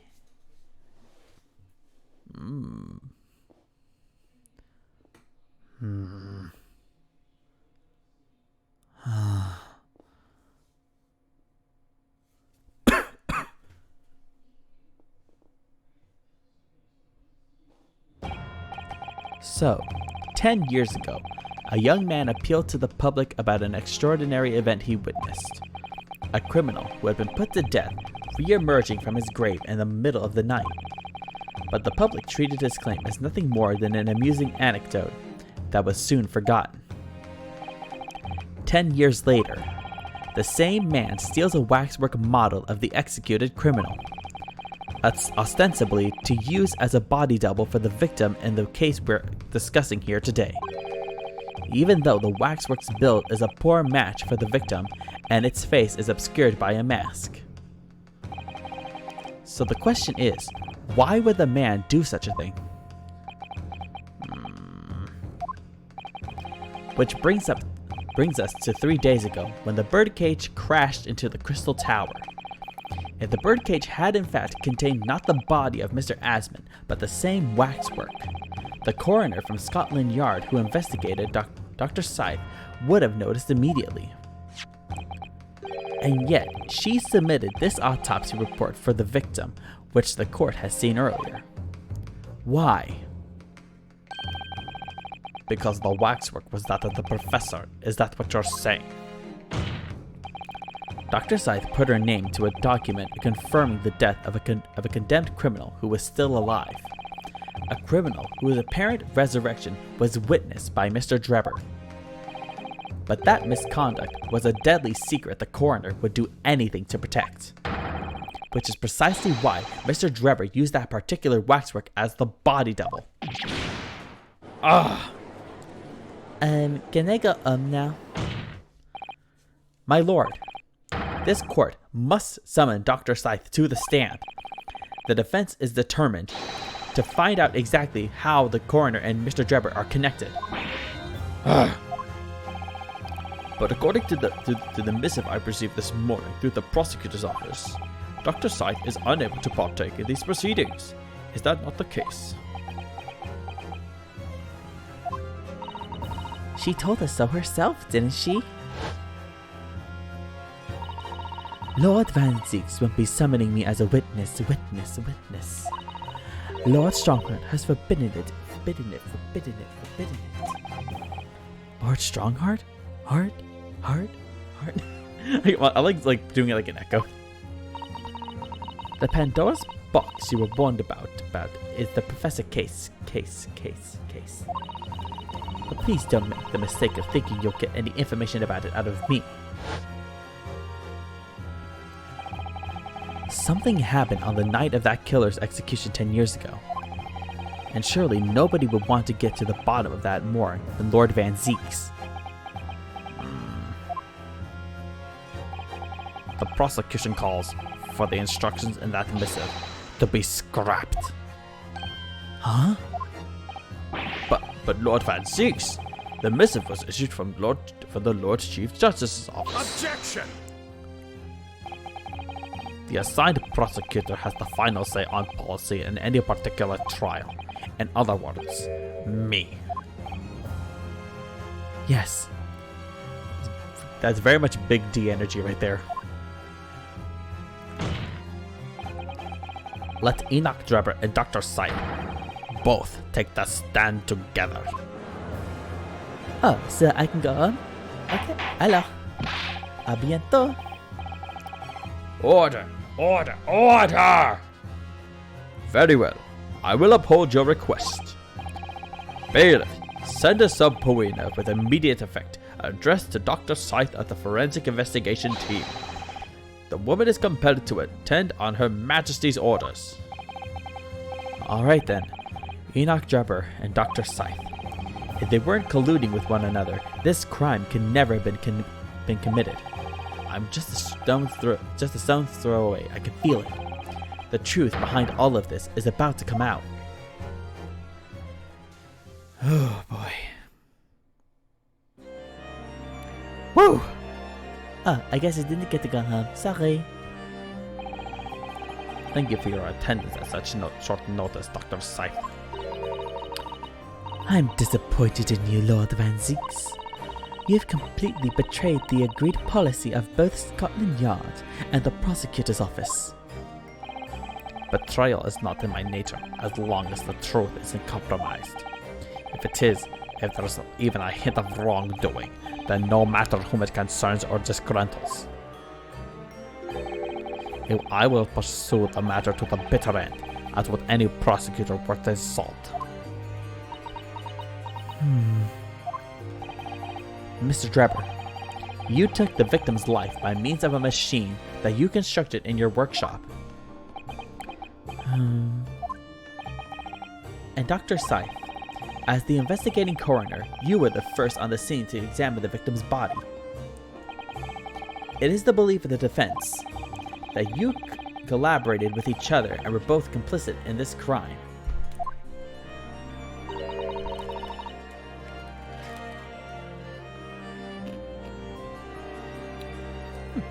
And where's your evidence? At present, we have no definitive evidence, but we do have a very significant clue. What are you talking about? I'm talking, of course, about the waxwork. This model of the killer, known as the Professor, who was sentenced to death 10 years ago. You don't need to tell me. I witnessed the man's execution with my own eyes and officially pronounced him dead. That remains to be seen. Is that so? No, it's lower. Is that so? According to the newspaper reports from the time, on the night following his execution, the killer came back to life. Don't waste my time. And the sole witness to that mysterious event was you, Mr. Drebber, wasn't it? Should I say something? If what you saw in the graveyard that night 10 years ago wasn't some chilling fiction, but reality, it would make you privy to a very great secret of Dr. Seitz. A secret so profound, it could compel the coroner to agree to collaborate in your evil scheme, in fact. Mr. Drebber, tell the court. Tell everyone the truth of what you saw that night in Lowgate Cemetery. No. So he was a student who saw it. You can see the resemblance actually, can't you? With the man in Madame Tussauds, I mean. Surely he's not going to claim that he's really what he saw. Especially not in these days. He was a research student at the University of London, wasn't he? And a bit too clever for his own good, if you ask me.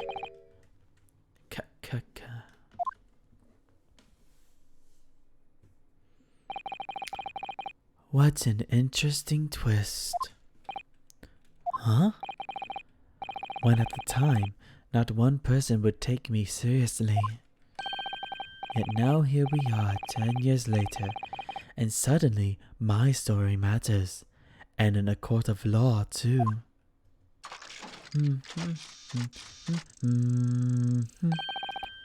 Very well then, if everyone so wishes. Let's be frank.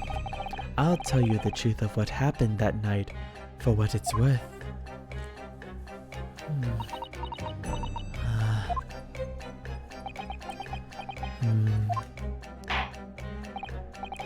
So, Mr. Drebber, your testimony, please, about the events of that night 10 years ago. You will tell the court exactly what you stumbled across in Lowgate Cemetery. Yes, of course, as you wish. Okay, let's get through these testimonies at once. The reason I was in Lowgate Cemetery at all 10 years ago was for a spot of moonlighting, shall we say. Yes, the illustration in that newspaper article was based on what I witnessed that night. But thinking back now, I realized that I never actually saw the professor. Soon afterwards, I was visited by a young woman who sculpted a model of me from wax. Then I gave up on my dream of becoming a scientist, and it was all because of that newspaper article.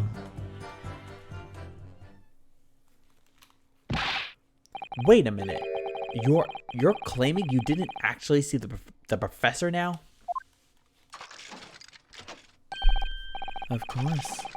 You'd have to have a screw loose if you believed a corpse could come back from the dead.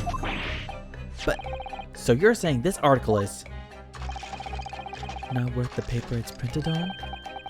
I think that would describe it perfectly, yes. If the details in the article aren't true, it nullifies your argument for why Mr. Drebber and Dr. Seitz would have been working together. So he's discrediting himself to cripple my argument. Tell me, witness. You claim to have been in the cemetery on some auxiliary business. Can you elaborate?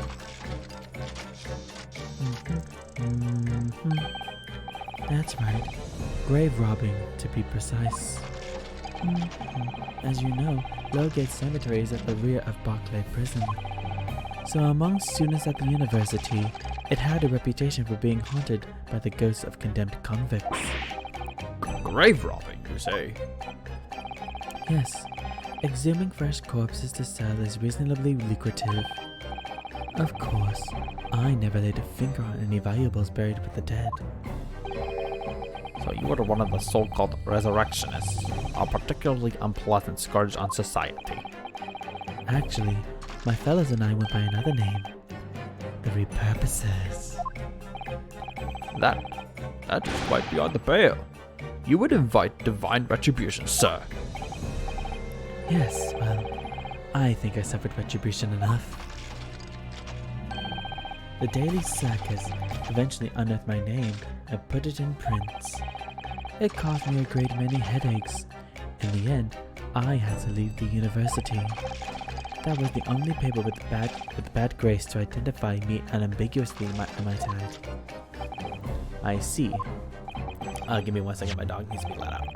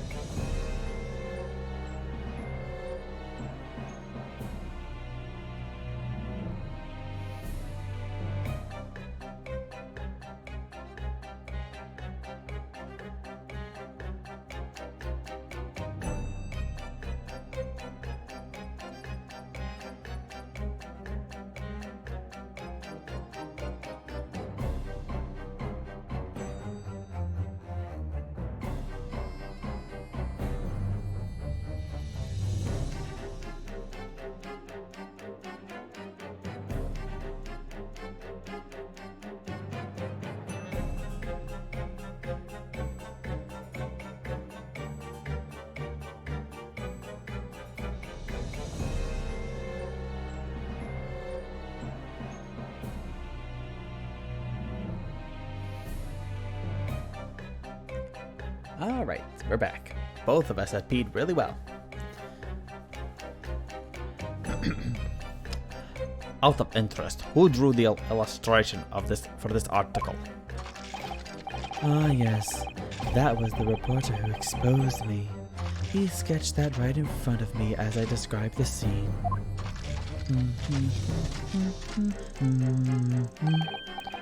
Obviously, as time ticked on, I bitterly regretted what I'd done. Claiming to have seen something I never truly saw. Foolish. Very foolish.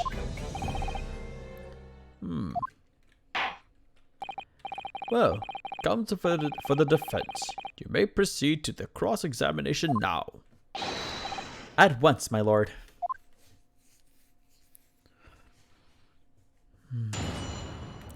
Let's go.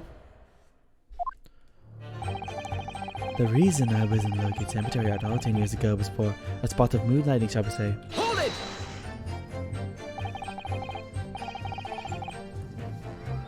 By moonlighting, you mean grave robbing, do you? Surely, you only need to look at the graveyard scene and my appearance to gauge the answer to that. Lantern and spade. But who on earth would want to buy a dead body? Any major hospital. A hospital? In order to better understand the human body, the study of anatomy is crucial to medical science. But there isn't a hospital in the world that has enough specimens to work with. Though obviously they can't openly express an interest in obtaining more by dubious means. As aspiring scientists, we young research students had no money to work with, as I'm sure you can imagine.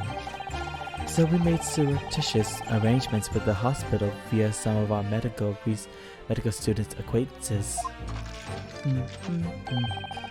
We would never take anything of value from the graves. This was all for the furtherance of science, you see. That's what we all told ourselves every time we stole into the graveyard at night, spade in hand. You'll realize body snatching is a serious crime. If you were caught, you could expect the gravest of consequences. We students were caught between the hammer and the anvil. We needed funds for research. Professor Hairbrain said exactly the same. I'm quite speechless at the apparent levity with which you revealed this abhorrent behavior. Well, if you wanted to know why I was there at Locate Cemetery, that's the reason. But I never expected it to end the way it did. That I regret to this day.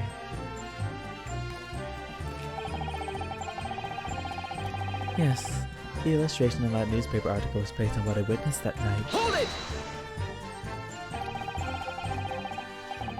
The strange happening at Locate Cemetery, which you now deny. Not entirely. I ran to fetch the police at the time. You know, I was shaking like a leaf. But they didn't believe a word of it. In fact, I was very nearly arrested myself. So you went to the papers instead. I started big with the London News, but unsurprisingly, they didn't want to know either. In the end though, it was reporters from the gossip rags, the gutter press, that came to get my story. And it spread like the plague through the capital as gossip-hungry Londoners lapped up the tale. I can only imagine juror number 2 being like, Oh yes, I read that when it first came out 10 years ago. It was very riveting. Only imagine what kind of necromancy happened. is that what necromancy is? I don't know.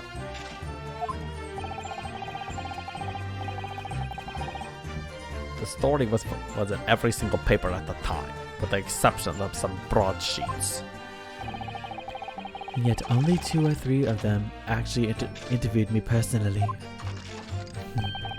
Most of the accounts turned out to be very interpretive ghost stories. What about the article in the Daily Circus? That particular journalist found me at my dormitory. I don't know how, but he discovered my name. So I recounted to him exactly what had happened that night.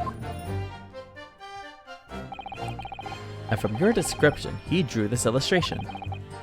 Precisely. That's how I learned that the condemned man was the infamous professor. Because the reporter told me so. I had no idea myself, you see. Newspaper reporters are wont to snoop around in matters that don't concern them. So the scene portrayed in the illustration is accurate then. Well, thinking back now, I realized that I never actually saw the professor at all though. Hold it! What are you talking about? I think I explained already, didn't I? Lowgate Cemetery is at the rear of Barclay Prison, so it was renowned among students at the university for being haunted by the ghosts of condemned convicts.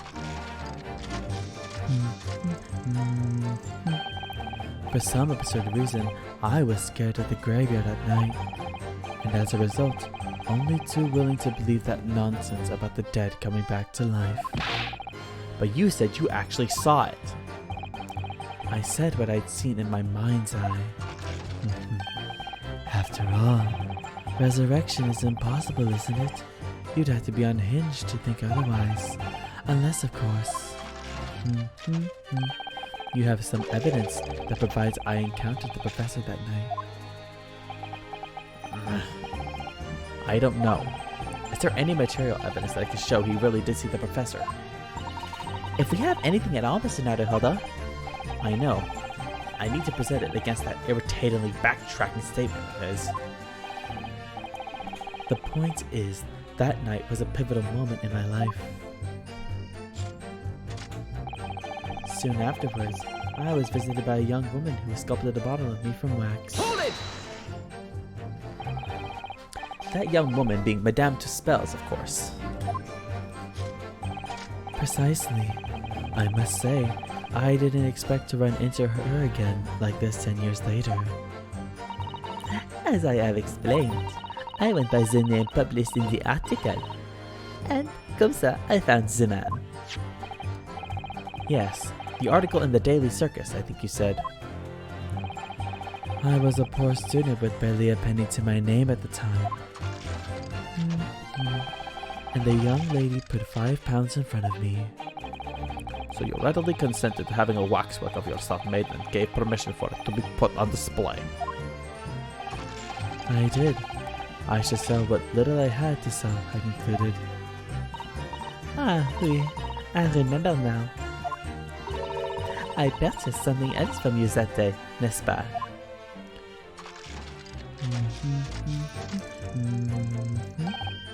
Did you? I can't say I remember. What was it, madame? It's camera. Ah, Oh yes, I made a point of taking it with me whenever I made an excursion into any cemetery. You took a camera with you, sir. To what end?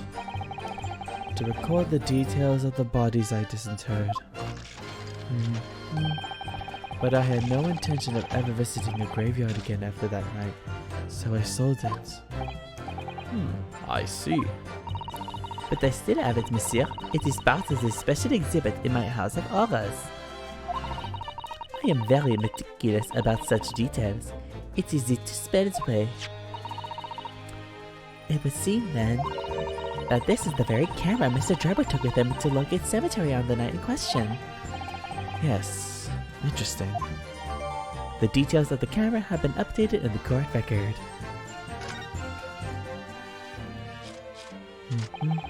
Then I gave up on my dream of becoming a scientist, and it was all because of that newspaper article. Hold it!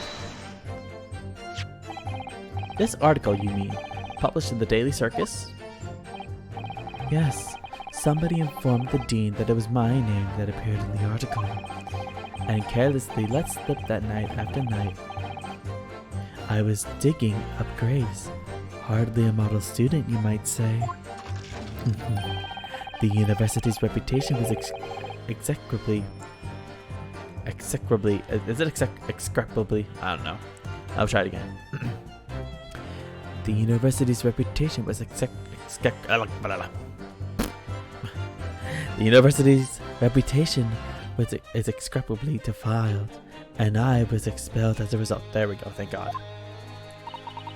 Mon Dieu, I had no idea. And having run out of university, you found employment in a somewhat specialist trade.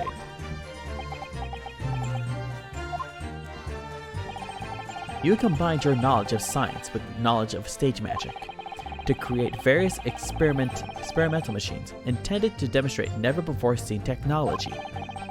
And you used those deceptive machines to trick the government and private investors into giving you money.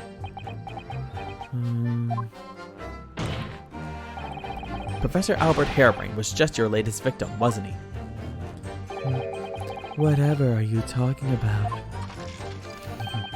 I have no recollection of doing anything of the sort.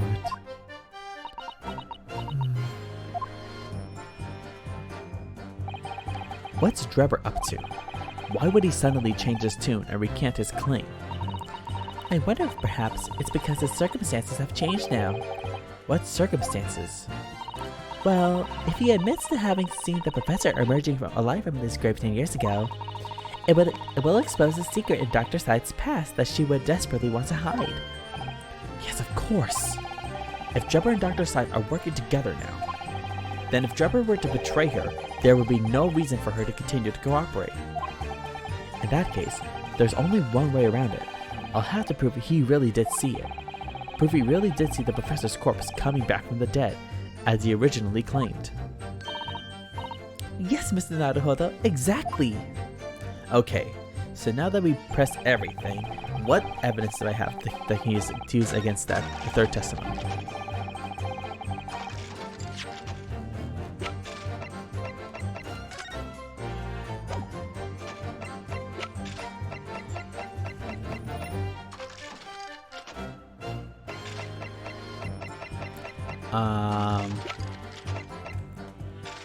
Okay, let me try doing the newspaper article. That has to be something, right?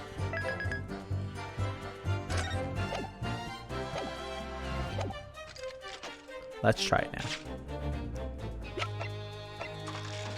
Objection! Yeah, okay, there we go.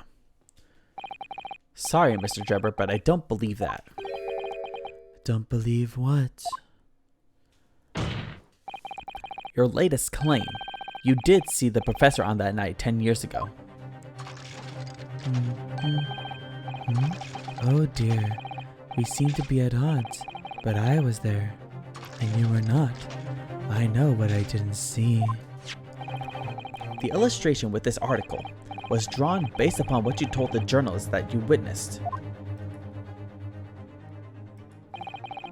A figure emerging from a tomb wearing an iron mask. Huh. Indeed. Yes, when the killer was tried 10 years ago. It was decided in the closed court's ruling that the man would wear the mask to hide his identity. It wasn't to be removed even during his execution and subsequent burial. Not even the prison wardens were to see the man's face. But obviously, the provision of this mask was not public knowledge.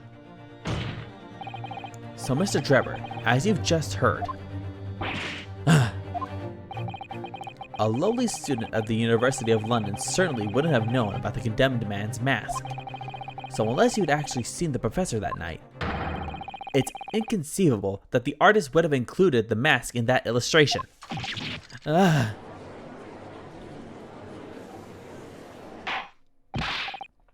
Order! Order! Well, Mr. Drebber,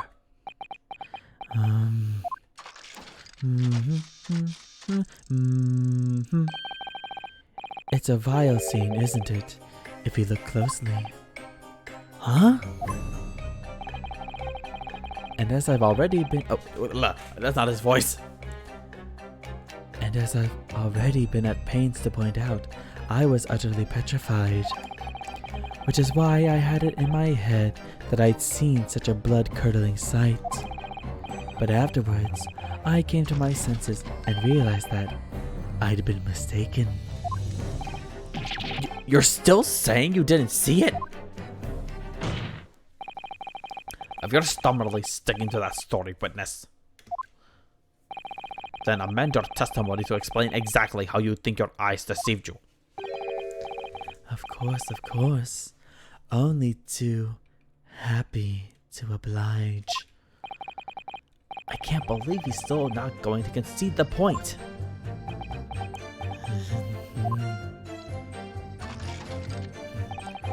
What I in fact witnessed was a fellow grave robber at work. Hold it!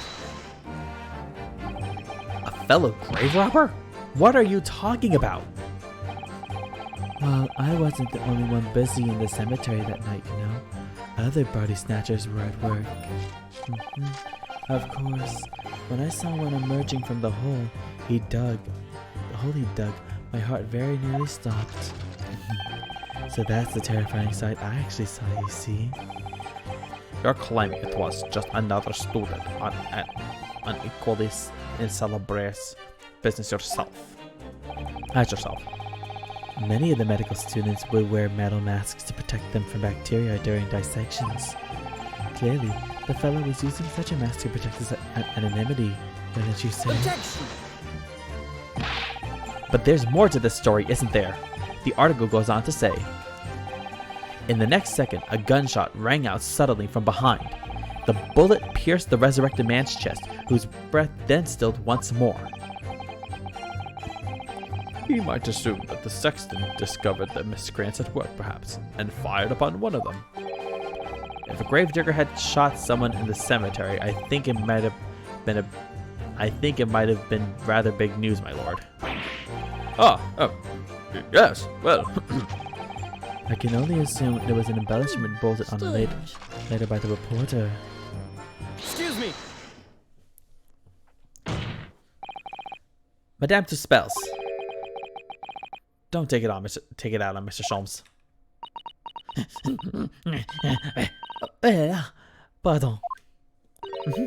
I was lost in my thoughts. Would it be fair to say that Mr. Drebber's last remark was significant to you in some way? I thought it was a little strange, that is all.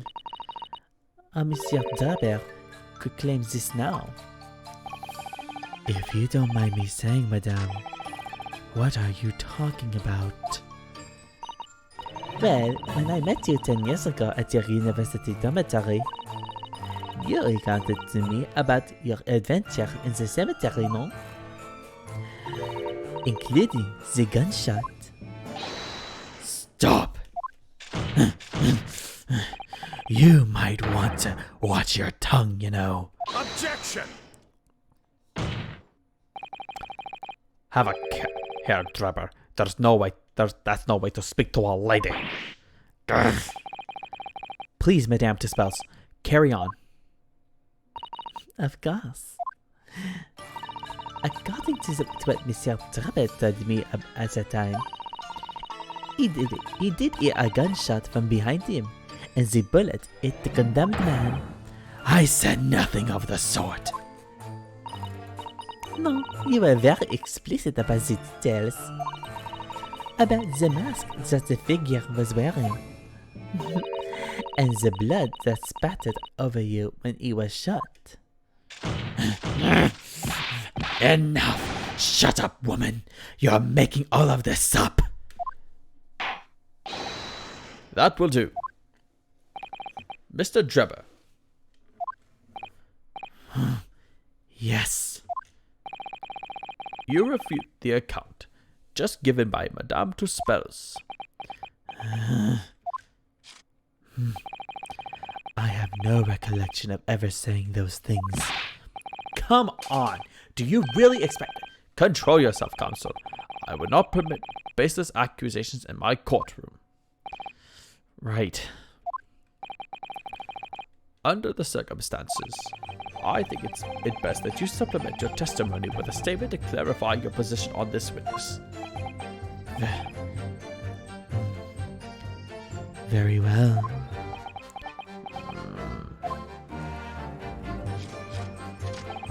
There was no gunshot behind me at all, nor any spattering of blood. Oh, oh boy.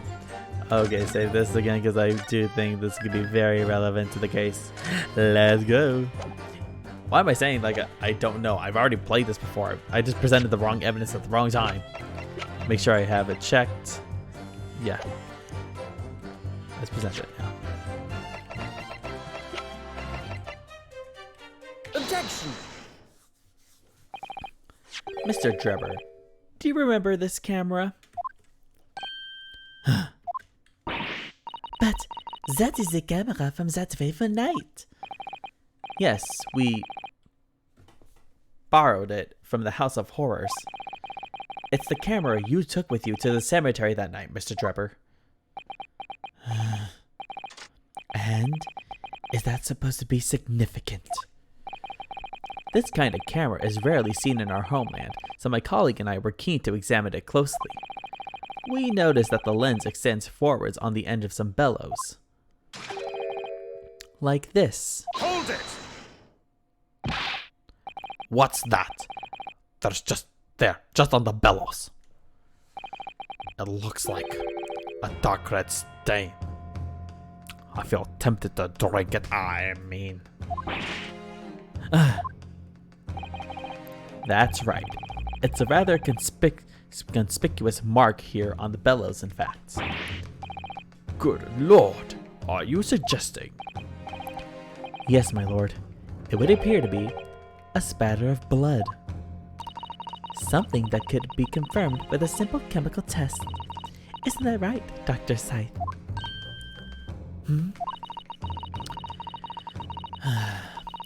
It would be difficult to determine if it was human blood or not the blood of some animal. But yes, to test whether or not it's blood at all is simple enough. I propose that Madame Tuspel's testimony was correct, and that on the night in question 10 years ago, you were spattered with blood from the gunshot wound. Well, I... And that furthermore, You really did witness the condemned professor emerging from his tomb. Yeah. Man, they are very close to each other, I just realized. There's simply no way you could have forgotten such a traumatic experience. In other words, the only explanation is that you're trying to hide the fact that you saw the professor that night. Objection! But why? Why would he want to do that?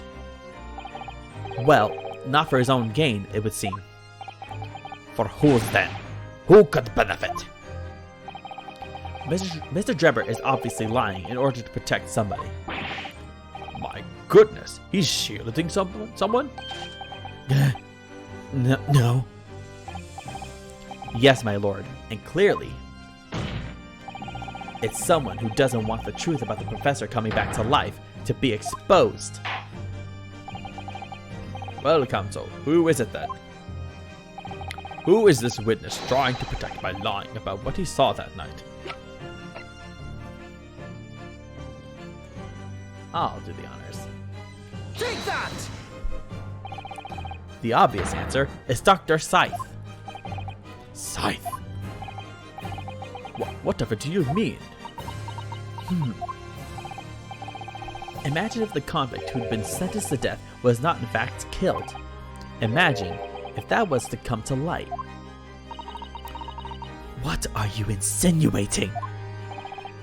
And imagine if the convict in question was the country's most hated mass murderer. If it was the professor, That would be an unprecedented scandal. Objection! This is beyond a joke. Need I point out that the dead cannot come back to life? What you're suggesting with me? That the execution never actually happened? yes, that's exactly what it would mean. Objection! Once a man is sent to the gallows, he hangs. No one could escape, not in Great Britain. Objection! But the fact is, there was a witness to the fact that the man did escape his hanging. If that were really true, counsel, the implications of misconduct would not stop at the supervising coroner. It would take the honor of the entire judiciary from the ground up. Yes. And it's exactly because of those monumental repercussions that Dr. Scythe would consent to any demand made of her by someone who threatened to expose the secret, even if that meant being complicit in a crime. You mean? I mean that Dr. Scythe wasn't collaborating in Mr. Drebber's wicked scheme. She was coerced into collaborating in order to protect her decade-old secret.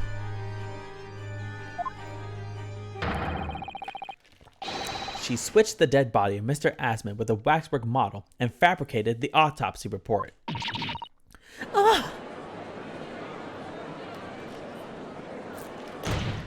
Oh, we got a leg. I forgot about the leg. That man is flexible. Lord Van Zeeks? Pray forgive my freshly filled hallowed chalice and a whole raft of other discourtesies now. Goodness me. Hello, Mr. Lord Van Zeeks. It's just the sort of tall tale Londoners would enjoy, I grant you. An executed killer rising from the dead, a Scotland Yard cover-up, a conspiracy at the highest levels. So let me ask you one thing. What's that?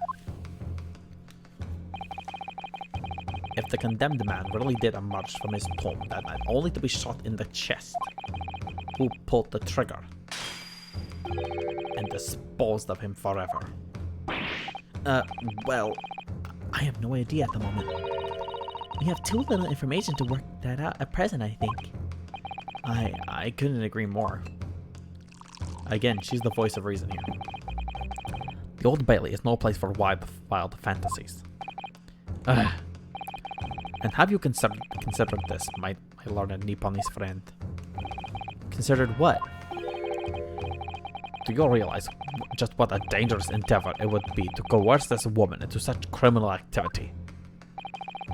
It's tantamount to declaring war on the entire British police force and judiciary. Great. Heard you, imagine any sum of money being offered for research could warrant it. To rely on some staged deception when such a much is at stake would be madness. But, well, I suppose. And this was no petty crime either. The victim was murdered.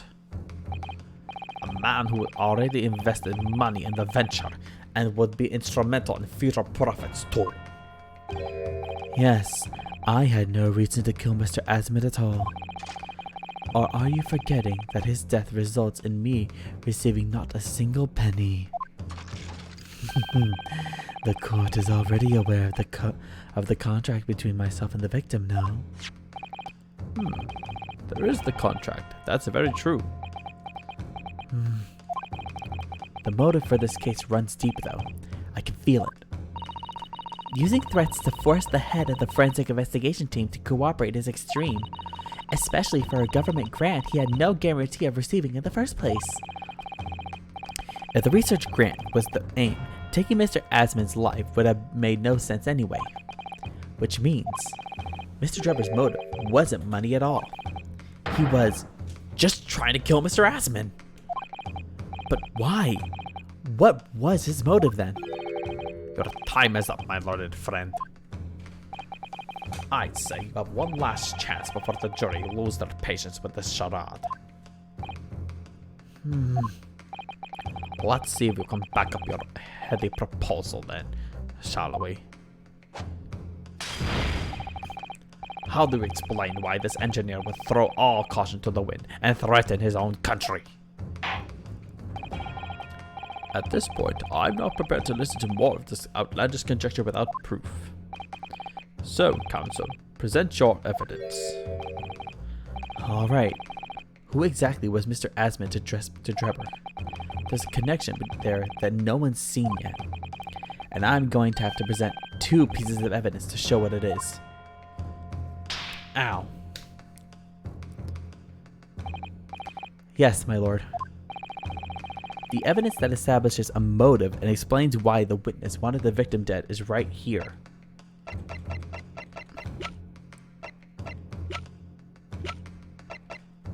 It was the newspaper article, right? Quickly save, because I don't want to. I save like there's no tomorrow, because literally like every single thing that you do in this game could be life or death in the game. So I'm doing everything I can. Take that! It's this newspaper article, my lord. That was written 10 years ago, and every detail has been examined already. What can it possibly tell us? That drivel should never have been written. It's typical gutter press nonsense. That means nothing. Yes, on its own, it isn't particularly significant. However, when considered alongside another piece of evidence, it will completely explain your motive for wanting Mr. Asmund dead. What other evidence? Counsel, you will present your supplementary evidence without delay. The evidence, which when cross-referenced with the newspaper article, establishes a motive for the deed. Take that! It's this contract, my lord. Mr. Drebber, this is the contract you signed with Mr. Asmund. Yes, that's right. The very document, in fact. That proves I had no reason to kill the man. No, I'm afraid not. What? There is something very significant about that this newspaper article and the contract have in common. Really? And it's that common link that shows very clearly why you were determined to kill Mr. Odie Asmund. It seems the defense has uncovered something the rest of us have missed. Yes, we did. So, my learned friend, point out what these 2 pieces of evidence have in common. Where exactly is the link between this newspaper article and the contract? It's right over here. Let's do it. Take that! What these 2 pieces of evidence have in common is a signature. A signature? The signature on the illustration that accompanies the 10-year-old article and the signature on the contract belong to the same person. What? As the court has heard, this illustration was drawn 10 years ago by the newspaper reporter who found Mr. Drebber and interviewed him about his ordeal. If you look closely, the reporter's signature can be seen in the bottom right corner of the drawing. And if you look at the contract here, which was signed between the witness and the victim last year, you can clearly see Mr. Asman's signature at the bottom. Let me see now. Good Lord, yes, they're identical. You know, one of these days, I need to really work on my own signature. I want to have a nice little fancy one. All I do is cursive. I don't know. I want to get a very fancy signature on my own. In short, the journalist who drew the illustration and wrote the article published about Mr. Drebber 10 years ago was the victim of this case, Mr. Odie Asman.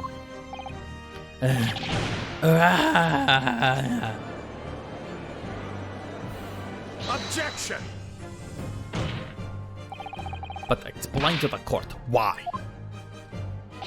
Why would that constitute a motive for the witness to murder Asman? Well, if you think back, you'll remember that Mr. Drebber talked about that article in his testimony. Grave robbing, you say.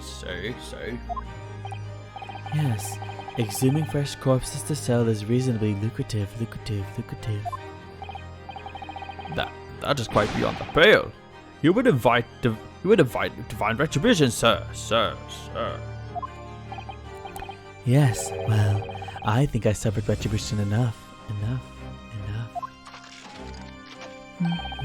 The Daily Circus eventually unearthed my name and then put it in print. It caused me a great many headaches, and in the end, I had to leave the university. That was the only paper with the bad grace to identify me unambiguously, I might add. Then I gave up on my dream of becoming a scientist, and it was all because of that newspaper article.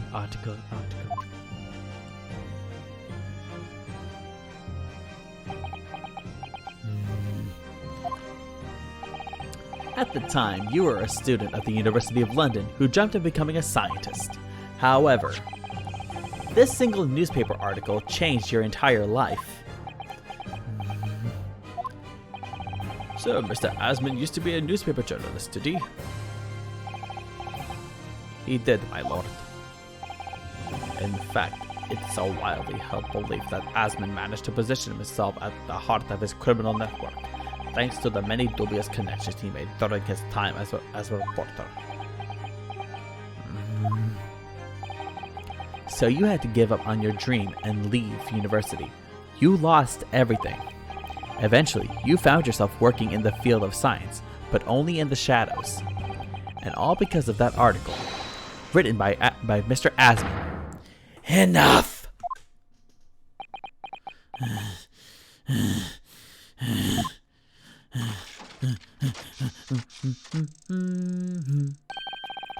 Stop this endless drivel about my life. What? Explain yourself, Mr. Drebber. Yes, it's true. I had to leave the university as a result of that article. But it was just the straw that broke the camel's back. What do you mean? Almost every student of science in the faculty was too poor to actually conduct any research, but they struggled on with their hypotheses anyway. We all did, only to have them taken by vultures. Sooner or later, you knew your ideas would be stolen and patented by some wretch or other after all. Good gracious. Making a name for yourself as a scientist in a climate like that was a miracle only a select few geniuses could ever hope to achieve. Personally, I wasn't one of those geniuses, so it was hardly a wrench. Being forced out of the university because of Lowgate was the best thing that could have happened to me. Objection! Mr. Drebber, Do you genuinely believe that? Of course I do. Who's better placed to know whether or not I possess a talent for science than me? I'm sorry to say that your words don't ring true at all. How dare you! And I have evidence to prove it. How are you in a position to say anything about me? Fine. If you think you have evidence, go ahead. Show it. Whip it out. What could you possibly have to disprove the idea that I was happy to leave university because I lacked talent? This trophy, you dumbass. Take that! Do you remember this, Mr. Drebber? We found it at your workshop. Is that a Royal Society trophy for excellence in science? What exactly is this trophy, Council? It's the greatest honor that can be bestowed on a young scientist, my lord. There is no higher accolade. It recognizes emerging talent and promises a bright future. Good gracious! Your prospects for the future were excellent, weren't they, Mr. Drebber? Because even then, you were a genius in your field. But you lost everything. You had no more future. Your talents would go to waste. All as a result of this one newspaper article. I don't know when you realized who Mr. Asmund was, but when it dawned on you that he was the same journalist who 10 years ago ruined your life, it's abundantly clear that you had no intention of forgiving the man.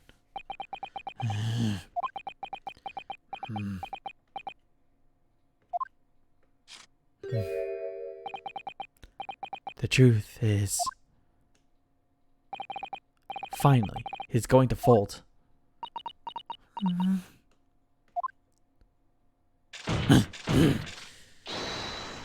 Hold it. What? Huh? Oh, it's her. Hold it. Huh. Fine. Clearly, this has run its course now. What? I admit it. All of it. What? What are you doing? It's exactly as the Japanese man said. I was coerced into going along with this man's plot to murder the victim, on the condition that he kept my dirty secret from 10 years ago. No. Good lord! Oh god, there's a lot of yelling going on in this game. Dr. Scythe, do you realize what you're saying, woman? It's all true. That day, when I arrived at the Crystal Tower and saw the birdcage, my heart nearly stopped beating. Excuse me. That memory from a decade ago that I'd done my best to bury deep inside of myself. It was the professor again, staring me in the face. Of course I couldn't see his face, but you get the point. And then, before I had a chance to react, I noticed something else. There was a note tucked inside the model's jacket.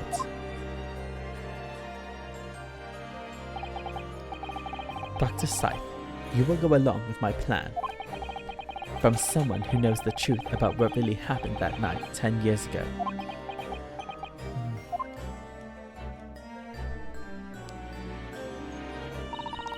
All the instructions were there in the note. Every detail was meticulously written out. I had no choice but to do what it said. I made the necessary alterations to the scene and fabricated the autopsy report as instructed. There was really no other choice. It had to be done to protect the judiciary. I can only apologize now.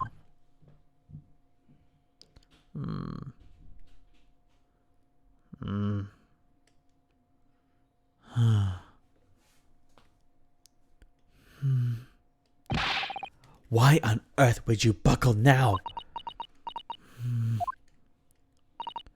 Well, there's no point trying to hide it anymore, is there? I would have done anything to stop it coming out, even collaborate in a murder. But the great lie about that execution 10 years ago has been exposed. Whatever happens, I'm finished. So then, Mr. Drebber, what do you say to that? Your accomplice has admitted to everything.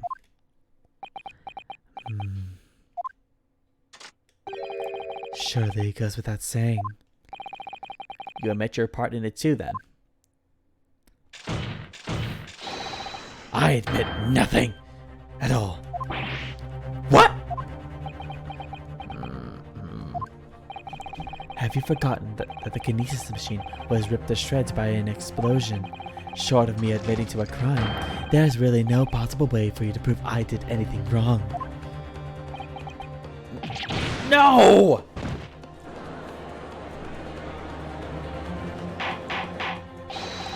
Order, order, order! Whatever this man says, I admit everything. She's also a lesbian. I don't admit to that. He threatened to expose my secret, so I went along with his plan. Yes, that she's a lesbian. I am not! And Lord Van Seeks. Yes. I hope you'll accept my apologies. What happens next is in your hands, of course. I've heard more than enough now. I hereby present the final findings of this court. Huh? This trial is not the proper forum in which to pursue the alleged wrongdoings of Mr. Drebber. The defendant is Professor Albert Harebrain. Very true. That slipped my mind. Isn't he one of your closest friends? As the court has heard, Dr. Scythe has admitted to the allegations brought by the defense, thereby absolving the defendant of any possible guilt. Huh? You mean...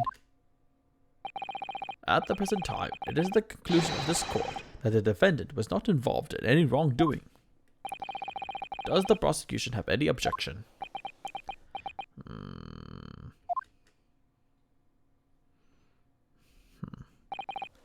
None, my lord. Oh, congratulations, Mr. Naruhoda. You've proven Professor Harebrain's innocence. Without further ado, then, the adjudication. Unless the prosecution or defense have any other matters to discuss.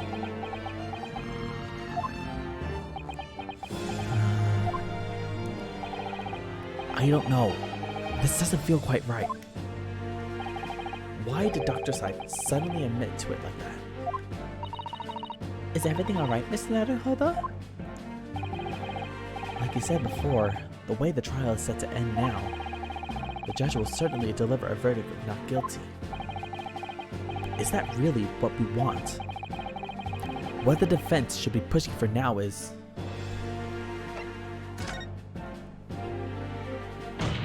Objection! The defense objects to the trial ending at this time, my lord. I beg your pardon. We demand one final testimony. What? What? You do realize I'm about to adjudicate in favor of your client, I presume. What are you playing at now, my Nipponese friend? Why would you want to obstruct the conclusion of the trial at this point? No defense lawyer in his right mind would do that. Exactly, I'm not in the right mind. I'm going crazy. Mr. Naruhoda, what exactly are you thinking? The truth, the whole truth, and a way to bring it all out into the open. Right. Yes, in hindsight. Ah, yes. One word of warning before I go.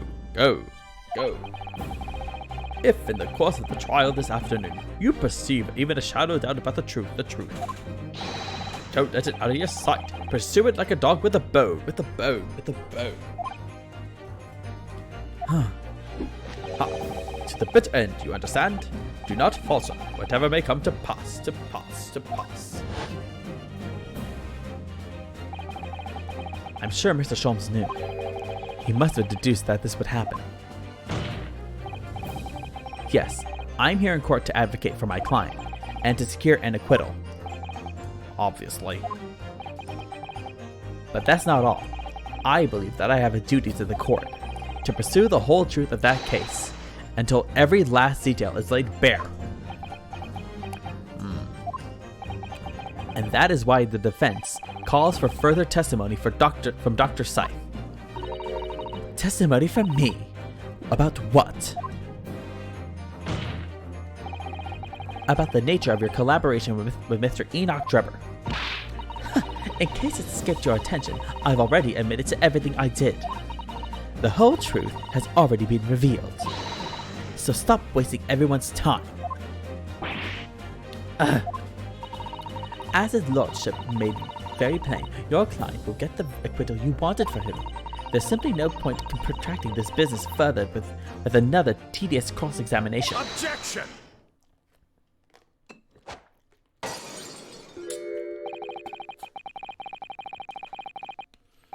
Pray forgive my careless handling of that halibut. I slipped.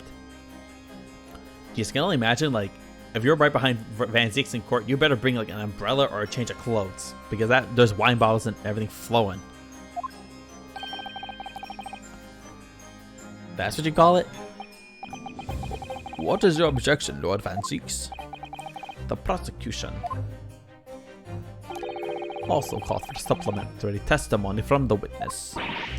Don't be stupid! Madame Dispels is standing there. I just realized she's like this. Can I go now? If there is more to this case that has yet come to light, then I will join my learned friend in pursuing the facts until the bitter end. You'll what? Lord Van Zieks.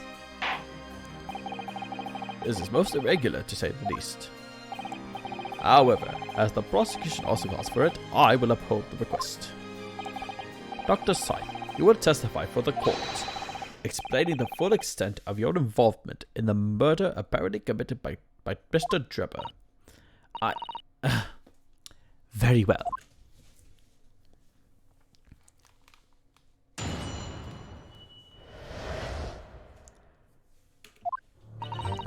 It all began at the scene when I saw the waxwork and the note tucked inside its jacket.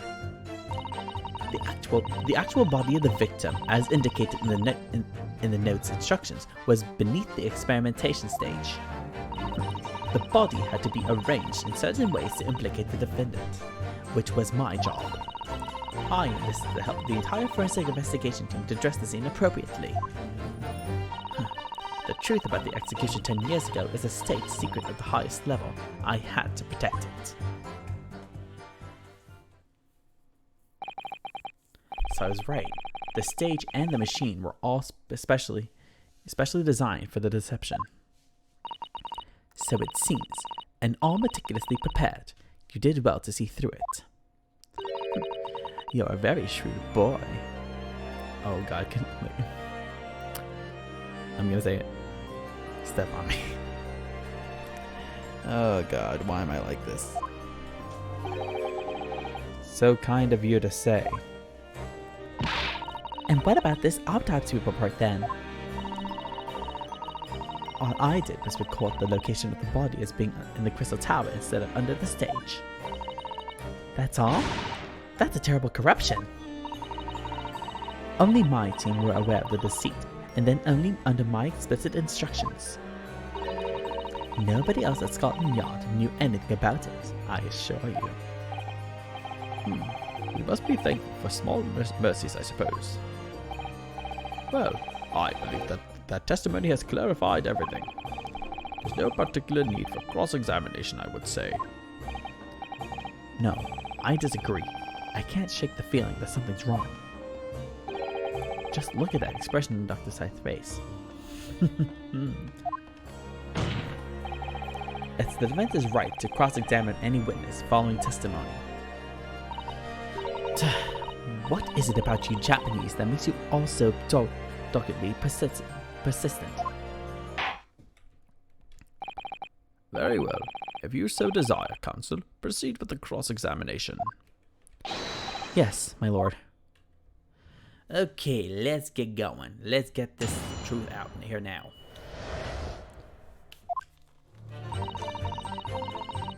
Hold it! From what you described before, it sounds like the note was anonymous. Did you have any idea who was behind it? There are very few people in the know about what really happened 10 years ago to start with. But anyway, I'd never heard of this engineer, so no, I had no idea. Yet despite not knowing who was behind the plan, you went along with it. I had no choice. Protecting the professor's secret was my only concern. But the horse has bolted now, and the stable door will never shut again. Scotland Yard's reputation will be immeasurably damaged as a result of all of this. Yes, thank you, Lord Van Zieks. I'm well aware of that. So as I understand it, what you found in the birdcage was the waxwork model. Where then was the victim's body?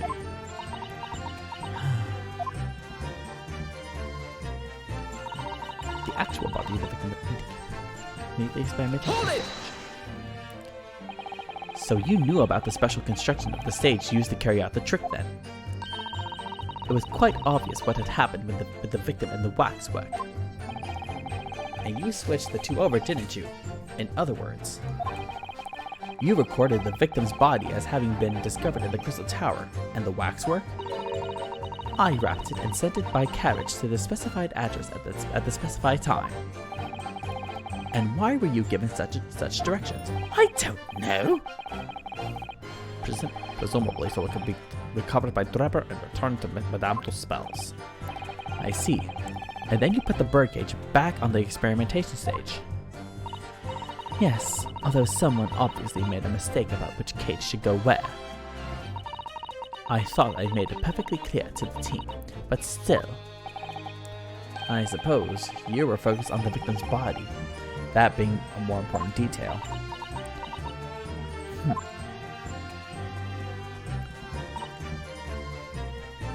Hold it!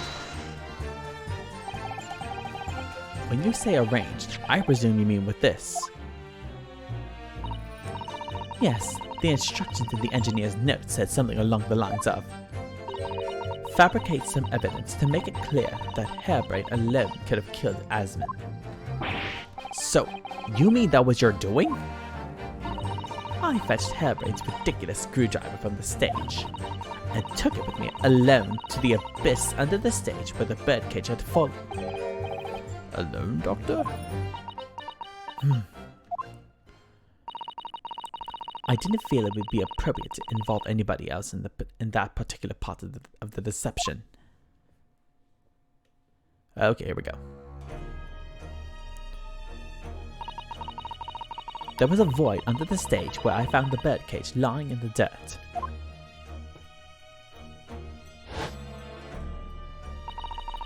I approached it, leaned down, and slowly opened it up.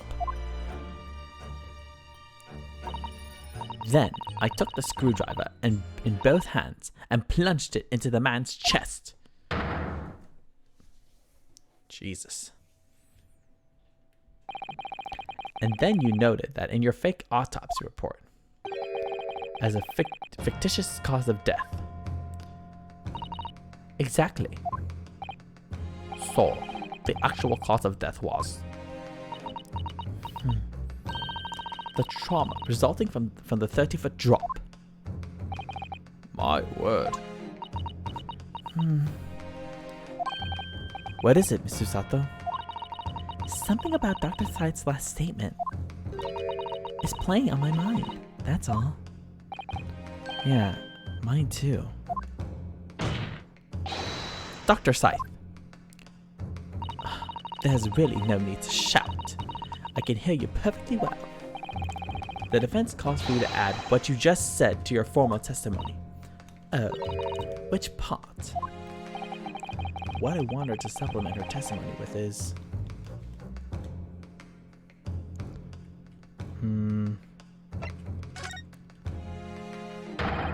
How you stabbed Mr. Asman in the chest. That part.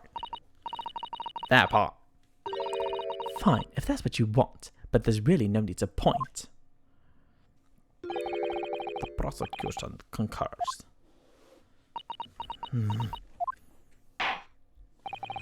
Very well. You will supplement your testimony now, witness. If you wish, my lord. My lord.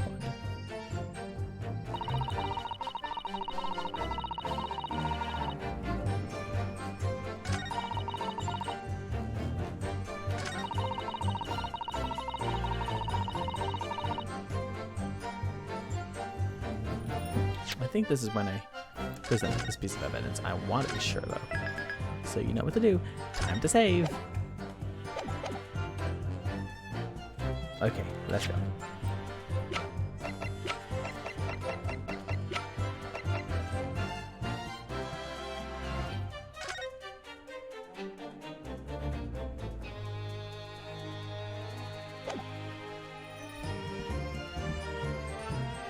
Objection! There we go.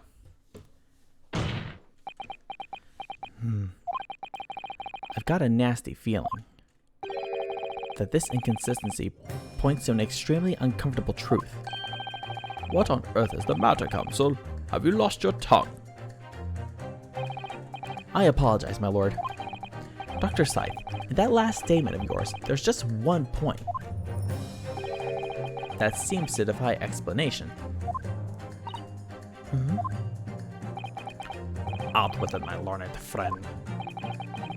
There's an obvious inconsistency between your description and this photograph, which shows the victim in the birdcage following the events that led to his death. Objection! The court has already examined that photograph in depth. There's nothing new we can learn from it. Objection! Yes, we have already considered it, that's true. But we now know the facts to be different. What do you mean? I believe we should let the defense explain. Where in this photograph will we see the alleged inconsistency with the witness's statement? It's the blood stain. Take that! Look closely at the blood stain on the victim's chest. It clearly extends in a downwards direction towards the man's feet. And why is that significant, counsel?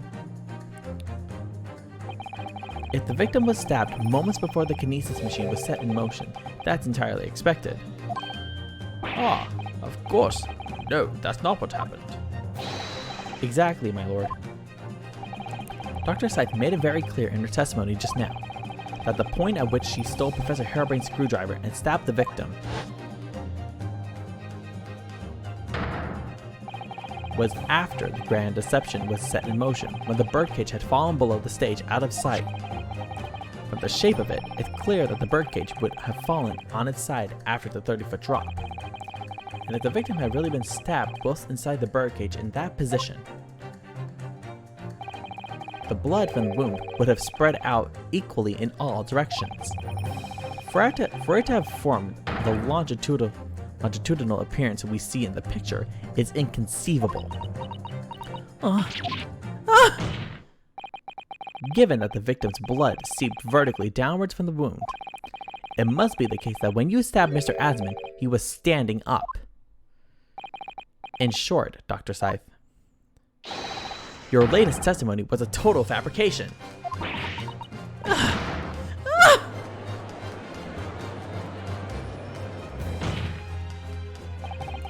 I knew it. I was right. Now I've identified that contradiction. There's only one way to explain the facts. We've all been under a great misapprehension here. What? What sort of misapprehension? Dr. Scythe.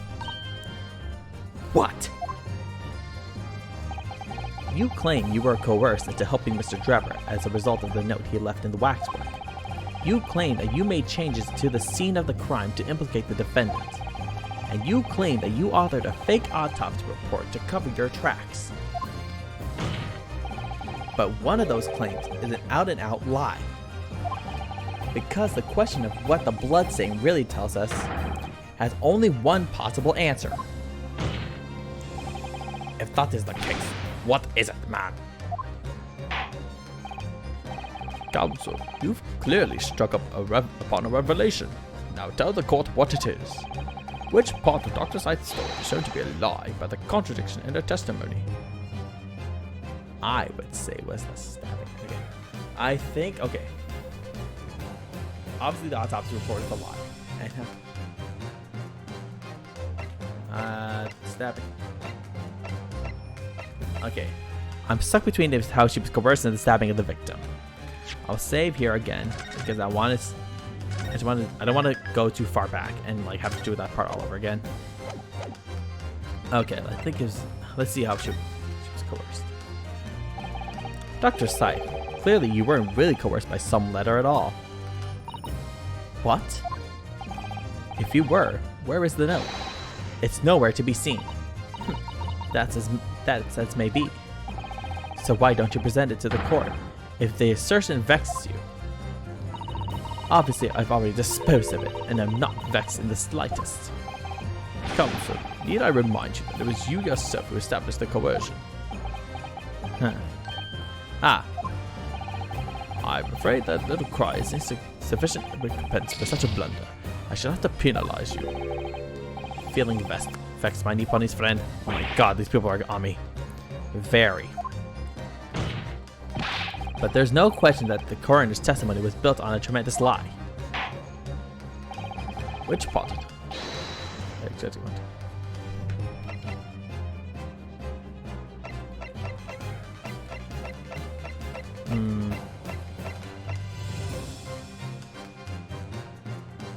It was the victim.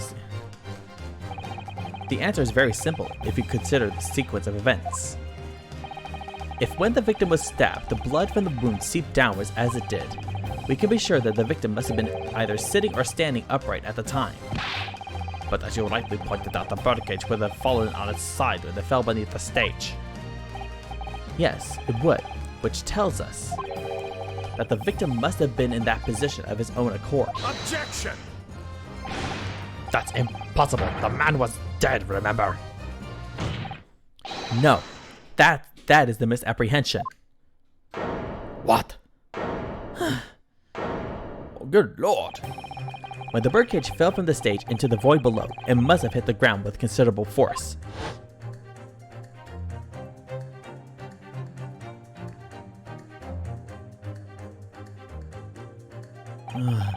But Mr. Asman didn't die in the fall. Oh, what the heck happened? He probably lost consciousness for a while, but when he came around, he got to his feet to climb out of the cage. Just as Dr. Scythe appeared.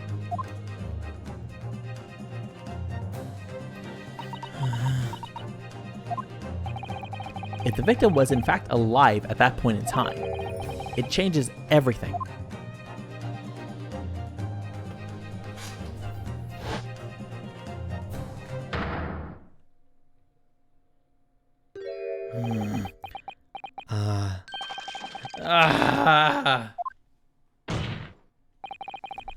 Mr. Odie Asma's killer wasn't the defendant, Professor Albert Harebrain, nor was it the mastermind behind the stage trickery, Mr. Enoch Drebber. It was you, Dr. Courtney Scythe.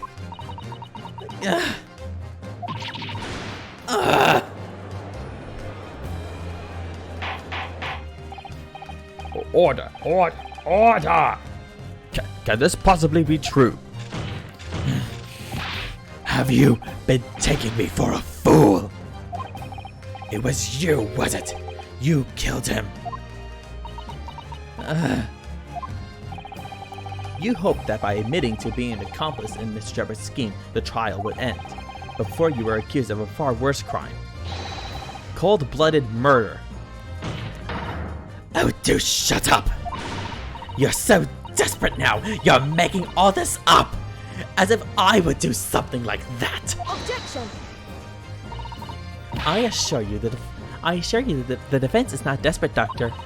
Mr. Naruhodo has established the facts using evidence and logic alone. Ha! Logic! Don't make me laugh. Sadly, the logic has a gaping hole in it. What? What do you mean? I'd have thought it was obvious. A motive, boy. You're lacking a motive. What possible reason would I have to kill Mr. Asman? Asman was involved in any number of criminal activities, from coercion to theft to murder. But there's no known connection to Dr. Scythe there. I'm rather relieved to say it does seem somewhat far-fetched. True, there's no obvious motive, but there's still something in the back of my mind. I feel sure I've seen something somewhere that hints at why the coroner might have done this.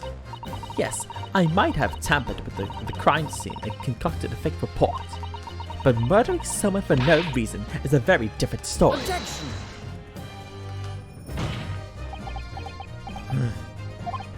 No, when you question what possible reason you could have wanted to kill Mr. Asman, something did come to mind. What? What was it, Counsel? Enlighten the court at once. Yes, we saw it yesterday, didn't we? Something that seemed strange, but we had no reason to suspect it at the time. There's a particular object that explains why Dr. Scythe would have wanted to kill Mr. Asman. The scalpels. It's a scalpel, or rather, scalpels. Did you say scalpels? It would appear that word has struck a chord, Doctor. You! Come on, out with it! It was yesterday when we visited your laboratory. Look at this big thick book here. Ah, it appears to be an accounting ledger. It's a record of the forensic investigation team's spending, I think. Oh? What is it? It's clear that the team purchases various equipment and supplies on a monthly basis, but, well, one entry seems rather strange. Really? In what way? Wait. They're buying 500 scalpels every month.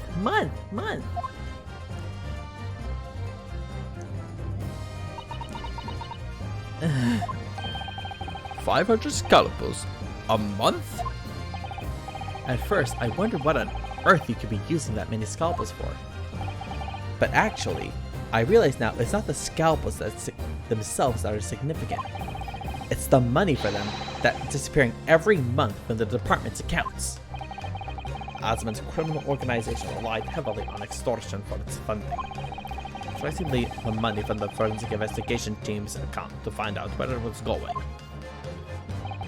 would be extremely straightforward.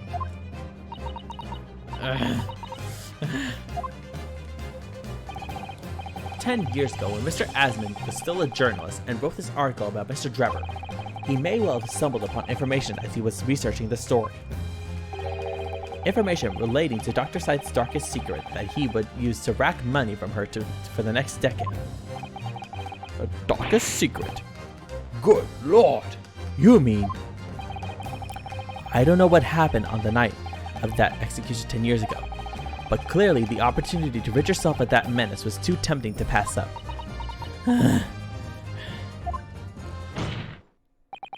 So in the end, you weren't coerced at all, were you? You did it entirely of your own free will. You stabbed Mr. Asman in the heart with all your might. To silence the blackmailer who knew your dark secret forever.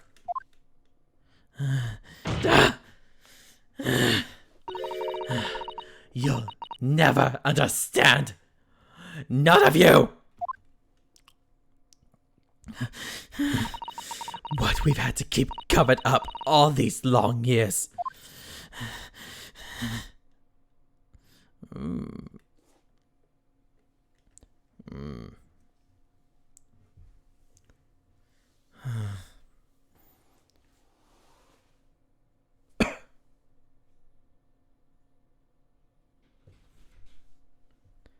Okay, there's the end. As very little of the machine remains after it was ripped apart by the bomb, the truth of this case can never be properly established unless you speak out. And if you decide not to, it's very possible that Courtney Scythe will escape punishment for her crimes. Please, sir, own up to what you've done and tell the court the truth about what happened. 10 years ago, you told the truth, and you were robbed of a bright and successful future as a result. I can certainly understand your bitterness and your consternation now. However, this is surely the chance you've been waiting for to sever the hold that fate had over you all these years. Super high voltage instantaneous kinesis? I mean, really? Huh?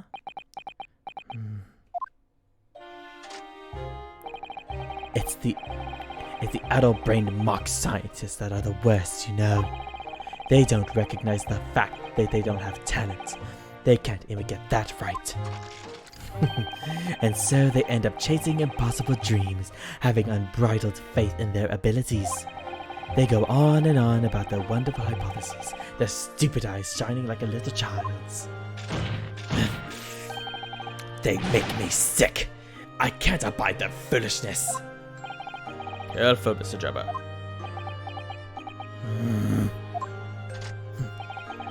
I was particularly pleased with the kinesis machine. It made for quite a show, didn't it? So you admit it. You admit that it was nothing more than a sham made for the purpose of killing the victim. Yes, I admit it. I did it all in the name of revenge. Revenge for the future that Mr. Asman's article had deprived you of 10 years earlier. But the revenge you sought didn't stop at Asman, did it? Which is where that very particular waxwork comes in.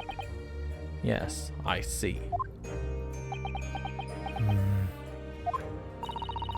The condemned convict that you saw rising from the grave in Lowgate Cemetery 10 years ago. If your account of those events was all true, Then obviously Scotland Yard couldn't afford to acknowledge what had happened. Even if it meant discrediting a bright young man and crushing any future career he might have had. so your plan required that you abduct that particular waxwork model in order to exact revenge on Scotland Yard as well, or on Dr. Scythe to be precise.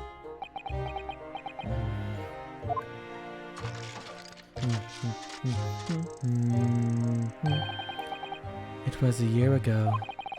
By some extraordinary twist of fate, Asman turned up at my workshop. He didn't remember who I was, of course.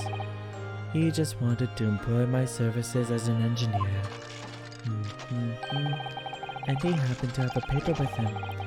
An article on the front page caught my eye about the coroner who handled that bogus autopsy being appointed head of a new forensic team.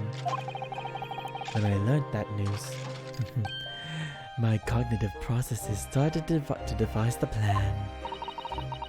What a horrid tale. He robbed me of my future, so I wanted to use the man's own wiles against him for revenge. And have that rotten Scotland Yard eating out of my hand at the same time. I want them all to suffer the same humiliation I'd had to suffer.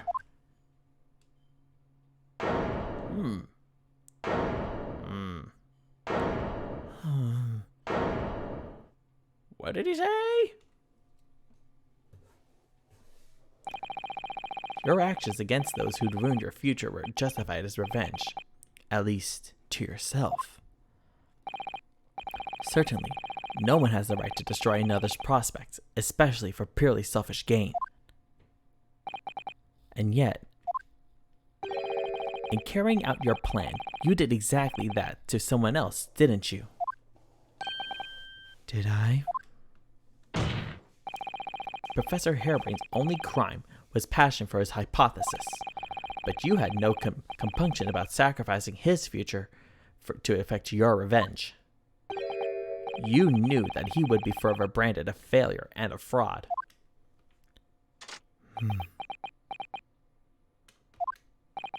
Perhaps life treated you unfairly 10 years ago, and others' misconduct left your life in tatters. But remember this. Your own actions resulted in exactly the same thing for another perfectly innocent young man.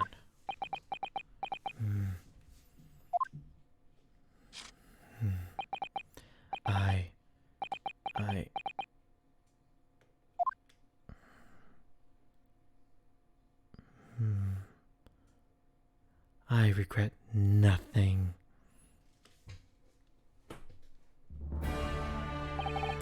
Lord Van Zeus, what of Dr. Scythe? An immediate warrant for her arrest has been granted, and she's been remanded in custody, my lord. I presume she will face trial in the coming days, along with Mr. Drebber. A most regrettable situation indeed. She's made great contributions to her profession over the years. It really is a hard truth to swallow. However, that is a topic for some future occasion. For now, Professor Harebrain. Yes. It seems there was a great deal more to your experiment than you realized. However, I think we can assume now that all the sordid details have been brought to light. This has been a very long and profound trial, and I'm pleased to say you are absolved of all guilt. This whole experience has taught me a very great but painful lesson. This dedicated scientist, this devotee of natural philosophy. I've been selfish and self-centered, and above all, a fool. Professor, I've spent my life thinking of nothing but my research. Misguidedly believing that I could do whatever I set my mind to, despite my lack of talent. And the worst of it is, in the process, I've caused others pain and misery. Others who are far, far greater people than I. no, Professor, that's not true. What? Don't tar yourself with the same brush as Drebber. What happened was his own doing, and is the law. His outcome is his fate, not yours. You're not to blame in any way. Lord of Anziques. And the derision with which he referred to earlier, calling you a fool, talentless even. Huh? The man has no idea. To believe in yourself and work your fingers to the bone to realize your dreams. That's laudable, not laughable. No one has the right to deride another for such choices.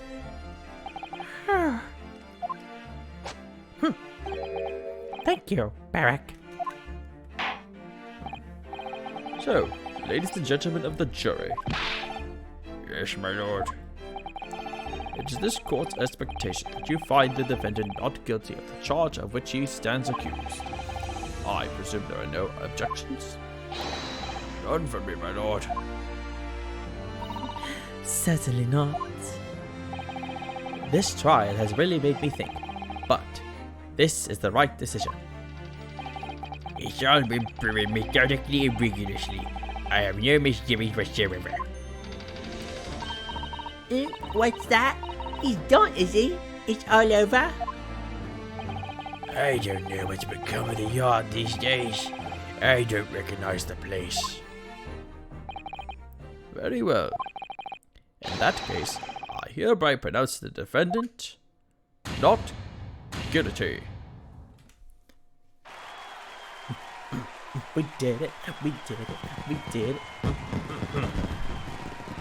Also, isn't that like a fire hazard for the people up in the top part of the gallery, and also just in general? We had a fire in the first game. Court is adjourned. Whew! That was a lot. It's over. That was some trial.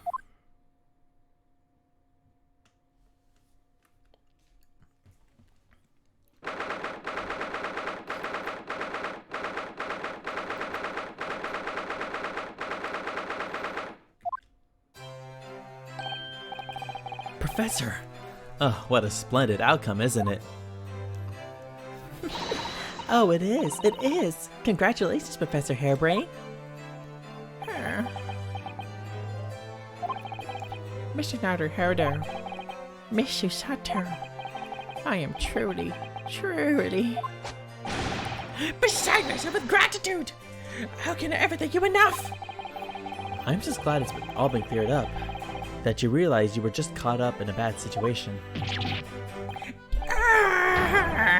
Right now, if I had that research grant money, I'd give the whole lot to you. Every penny. Well, that's very kind, but I'm just a student, so...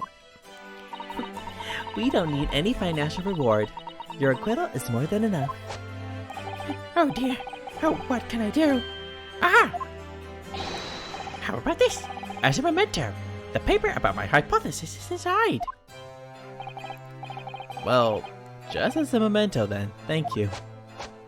We'll put it on the mantle at Sholmes' place. I've been wondering, Professor. Oh, yes? What are you going to do now?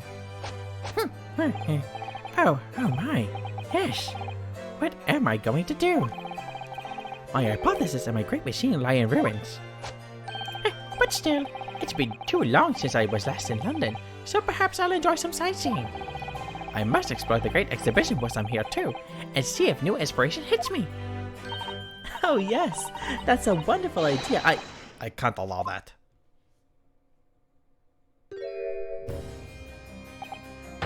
Lord Van Zeeks, what are you doing here? Back! I'm sorry you had to go through that, Albert. Well, if I'm honest, it was terrifying. You were like a great demon behind your bench there, snarling down on your prey. But one of the few true friends I have. I couldn't leave it to anybody else to handle the prosecution or the defense. Sorry? Or the defense? Did I just hear that right? I always knew that you had my best interest at heart. Don't worry. How about you show me around while I'm here in town? It's been a long time since we left university. We have a lot to catch up on. Listen, Albert. In a few days, your acquittal will be made official. When that happens, you must head straight to Dover. I'll accompany you. What? From there, you'll cross the channel and make your way back to Germany. I've already purchased the tickets. But no! Hold on a minute, Barrack. What about the great exhibition? This is the chance of a lifetime for me. I want to look around.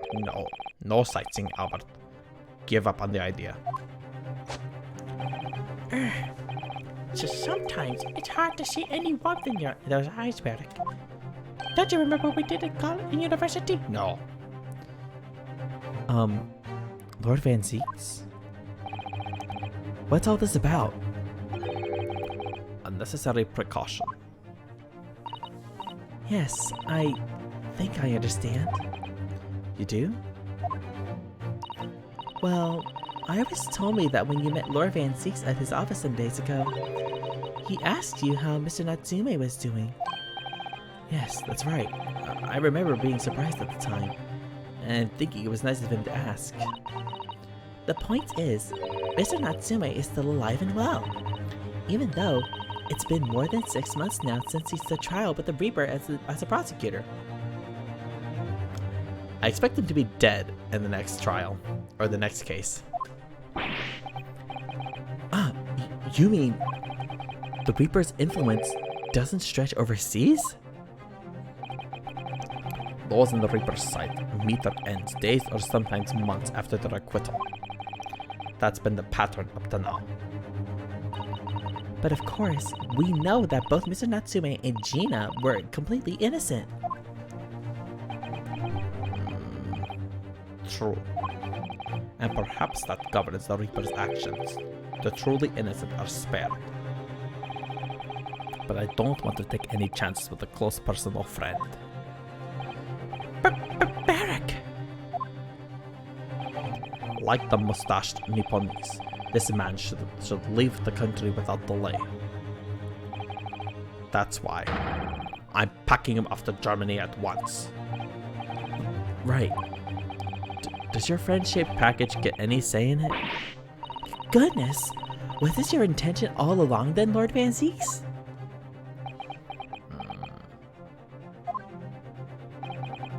In court, where people think of him as the Reaper, this man seems absolutely merciless, and yet, sometimes I feel as though I don't understand him at all.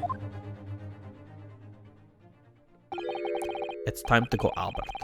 Back to the prison for the time being. Ah, yes. All right. Well then, Mr. Nutterhutter. Thank you so much for everything. Oh, bye-bye. Not at all, Professor. It was a pleasure getting to know you. Getting to know all about you. Best wishes, Professor Harebrain.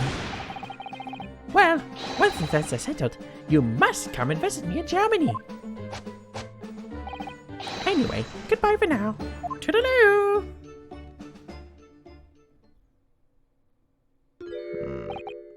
Now, my Nipponese friend. Oh, yes? I thought you'd gone too. We have matters to discuss. Can you spare me some time? You want to talk with me? I'll be waiting in the courtroom in 10 minutes.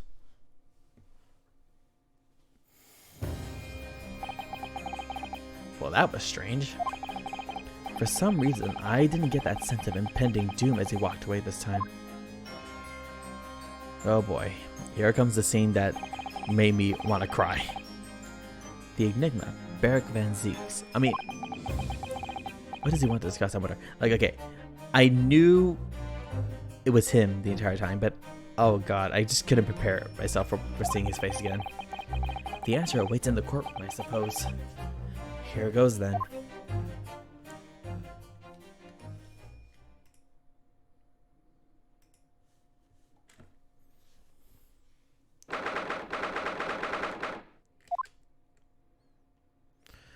Oh boy, here we go.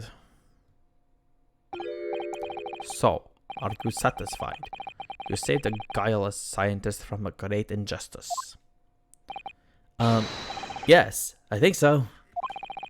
I'm relieved at least that the man's innocence could be proven.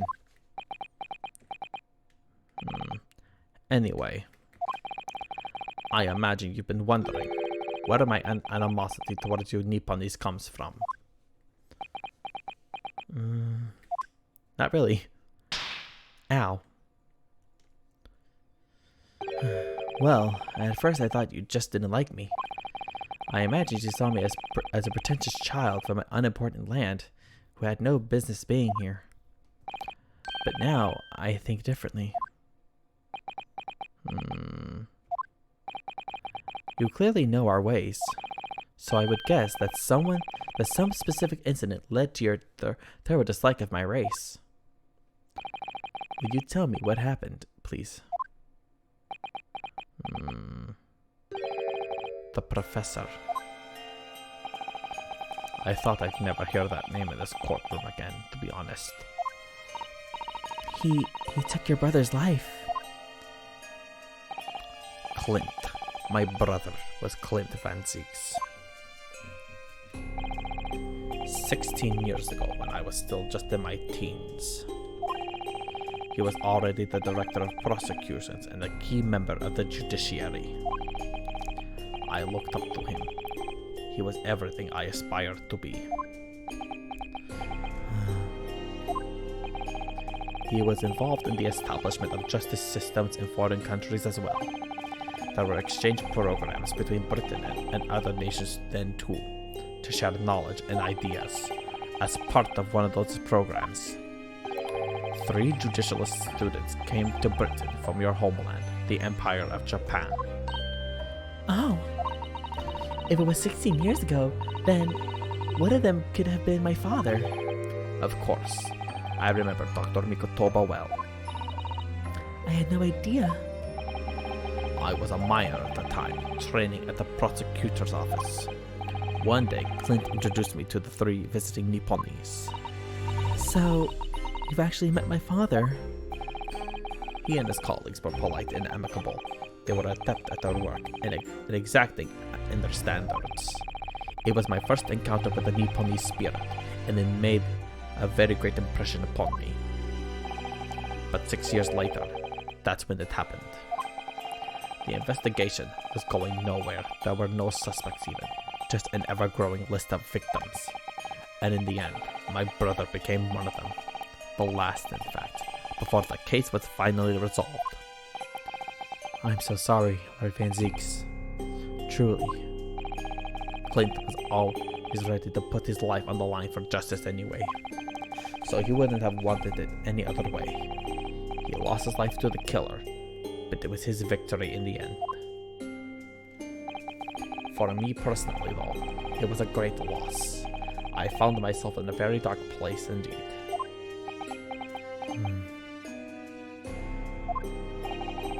Excuse me. When I finally found out the killer's identity, the reason why no one had been able to catch the man sooner ceased to be such a mystery. He'd been hiding in plain sight all the time. In plain sight?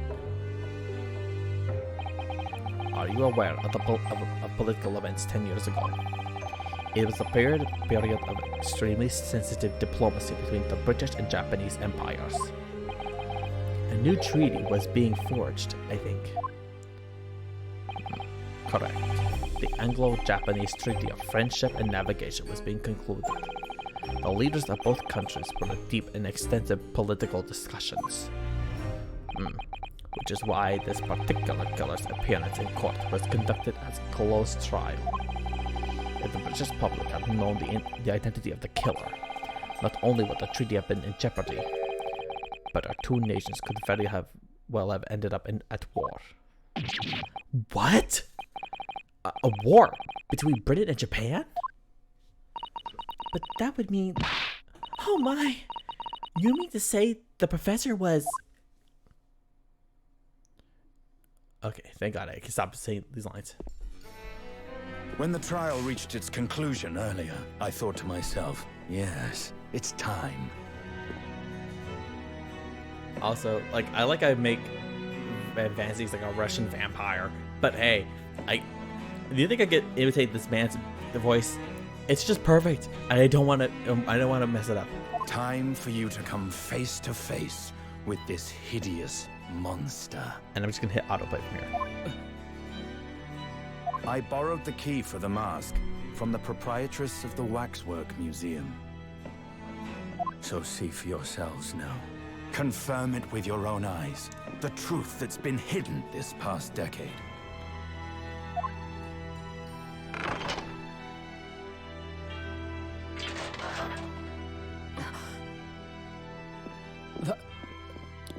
That's the professor?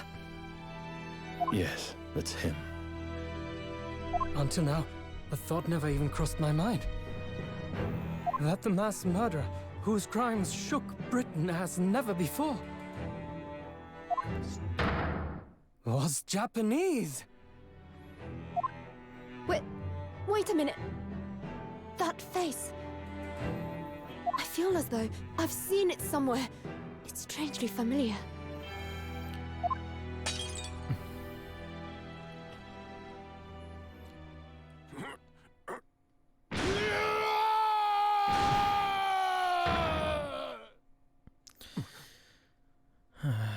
And this is the moment, I think everyone knew, but besides the first interactions we had with him, but right here is when we all knew. Father. What? Father?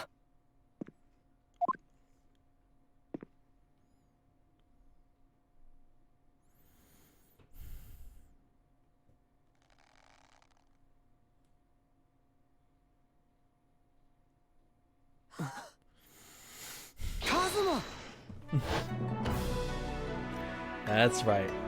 My boyfriend's back, My everybody. best friend, Kazuma Asogi. Okay, sure. My best friend too. That works. After a whole year, finally his memories returned.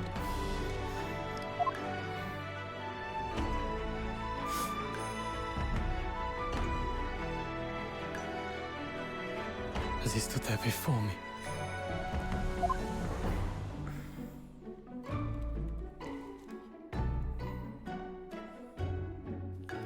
Ryunosuke.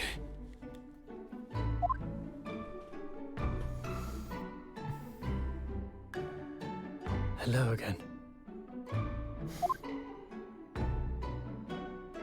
My friend. Oh, feels so good. Kazuma-sama!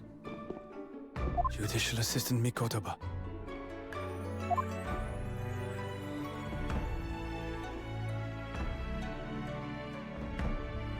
It's been a very long road. Thank you. Thank you for guiding my friend here when I could not. It was an honor.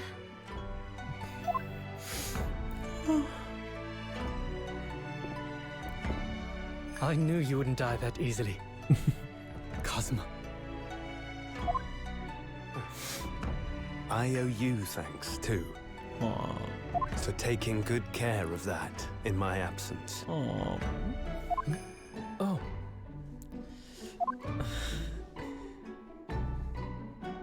Karuma, the great blade of the Asogi clan, passed down through the generations.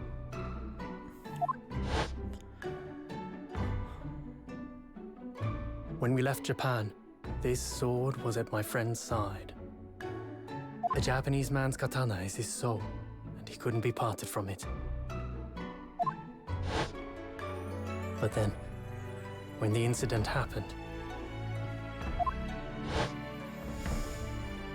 it was Susato-san's wish that I inherit the sword.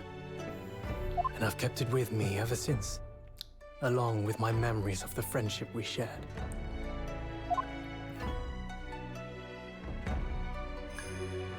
With this by my side, I always felt that you were watching over me somehow.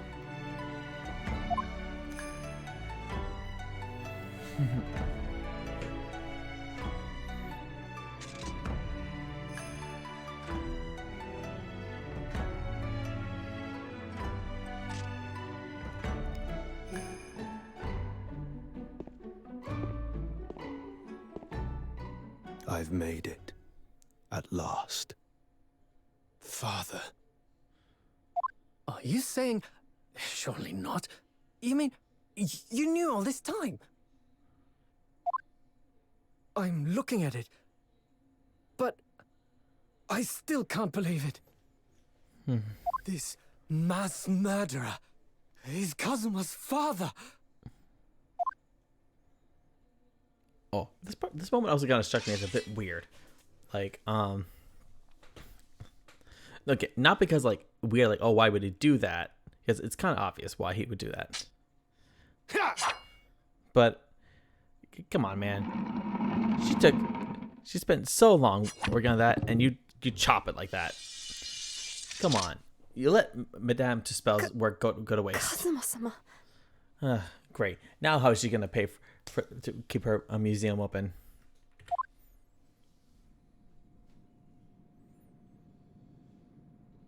Ryunosuke, we have much to talk about, but now is not the time.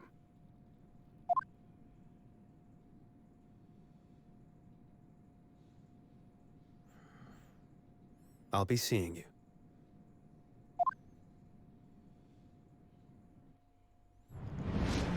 Just like that. And, oh yeah, also this part. It's like you just go ups and leaf. Like, okay, oh, it's great to see you guys again. Okay, bye. See you later. We'll talk about this later. All Kazuma said. Before he turned and left us there, in the courtroom.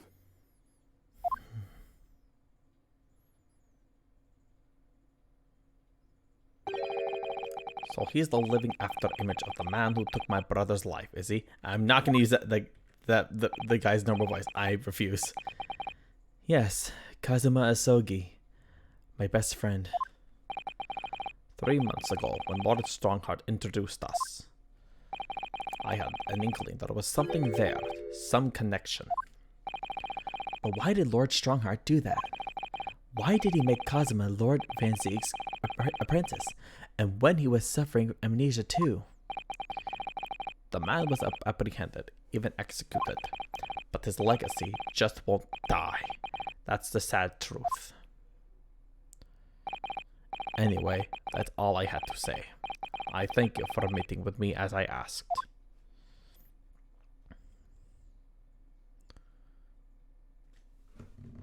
Where'd he go?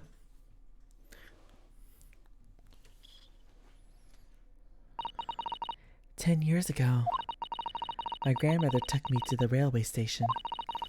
We were there to meet my father from the train. For me, it was the first time I'd ever seen him." Poor Susato-san. All this is tied up with painful memories for her too. I can only imagine, like, you never knew your father's face or even knew who he was. He left you for, like, literally before, like, right when she was born, or before she was even born. But here he is now, and obviously they have a closer relationship. It's not like, oh, he disappeared. It's just that the thought that she never knew his face, and like, here's this man claiming to be her father, and even though her grandmother is assuring her that it is him, she must feel very scared and nervous and everything, because how does she know?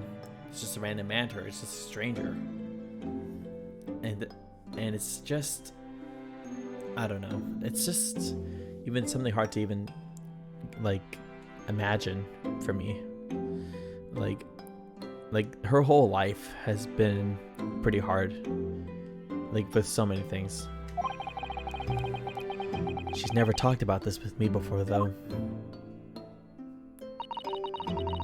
It took time to adjust having father around, but just when I was starting to get used to it, he called me into his study one day.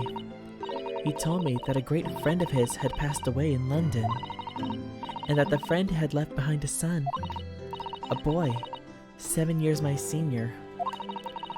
Father told me the boy had made a promise to his late father, so he was studying to become a defense lawyer. I wanted to help, so I studied to become a qualified judicial assistant. As I'm sure you've worked out, that young man's name was Kazuma Asogi. So you see, that's how he and I met.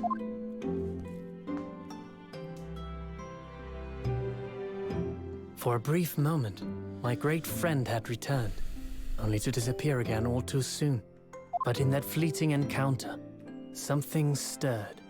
Something that had been dormant for a long time. As if great wheels had been set in motion. I could almost hear them creaking into life. In some ways, it was the end of a chapter. But in many, it was the start of a new one.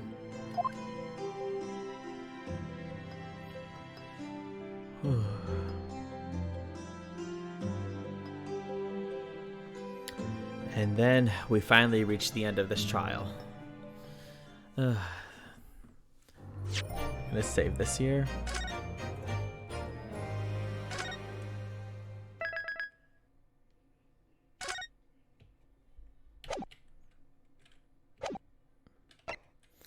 Okay, guys. Whew. That was a lot. It felt really great going through all that again. And that was honestly just like a great refresher for me, because it was that last moment there where I just really needed to have all the moments in my brain. Let me just lower this so you can see my face. I just needed that moment where I had all the things happened at the same exact time, so that way I didn't have anything missing details. Granted, the Kazuma reveal wasn't anything that like, oh, I needed every single detail. It was just that I needed to have all those moments happen one at a time with no space in between. I just needed to have all the info come back to me. And as you can see, it still affected me a lot, like how that ended. But now that this case is over, I am really dead set on getting ready for case number 4. Was it case number 4? Let me go back to the thing real quick. It is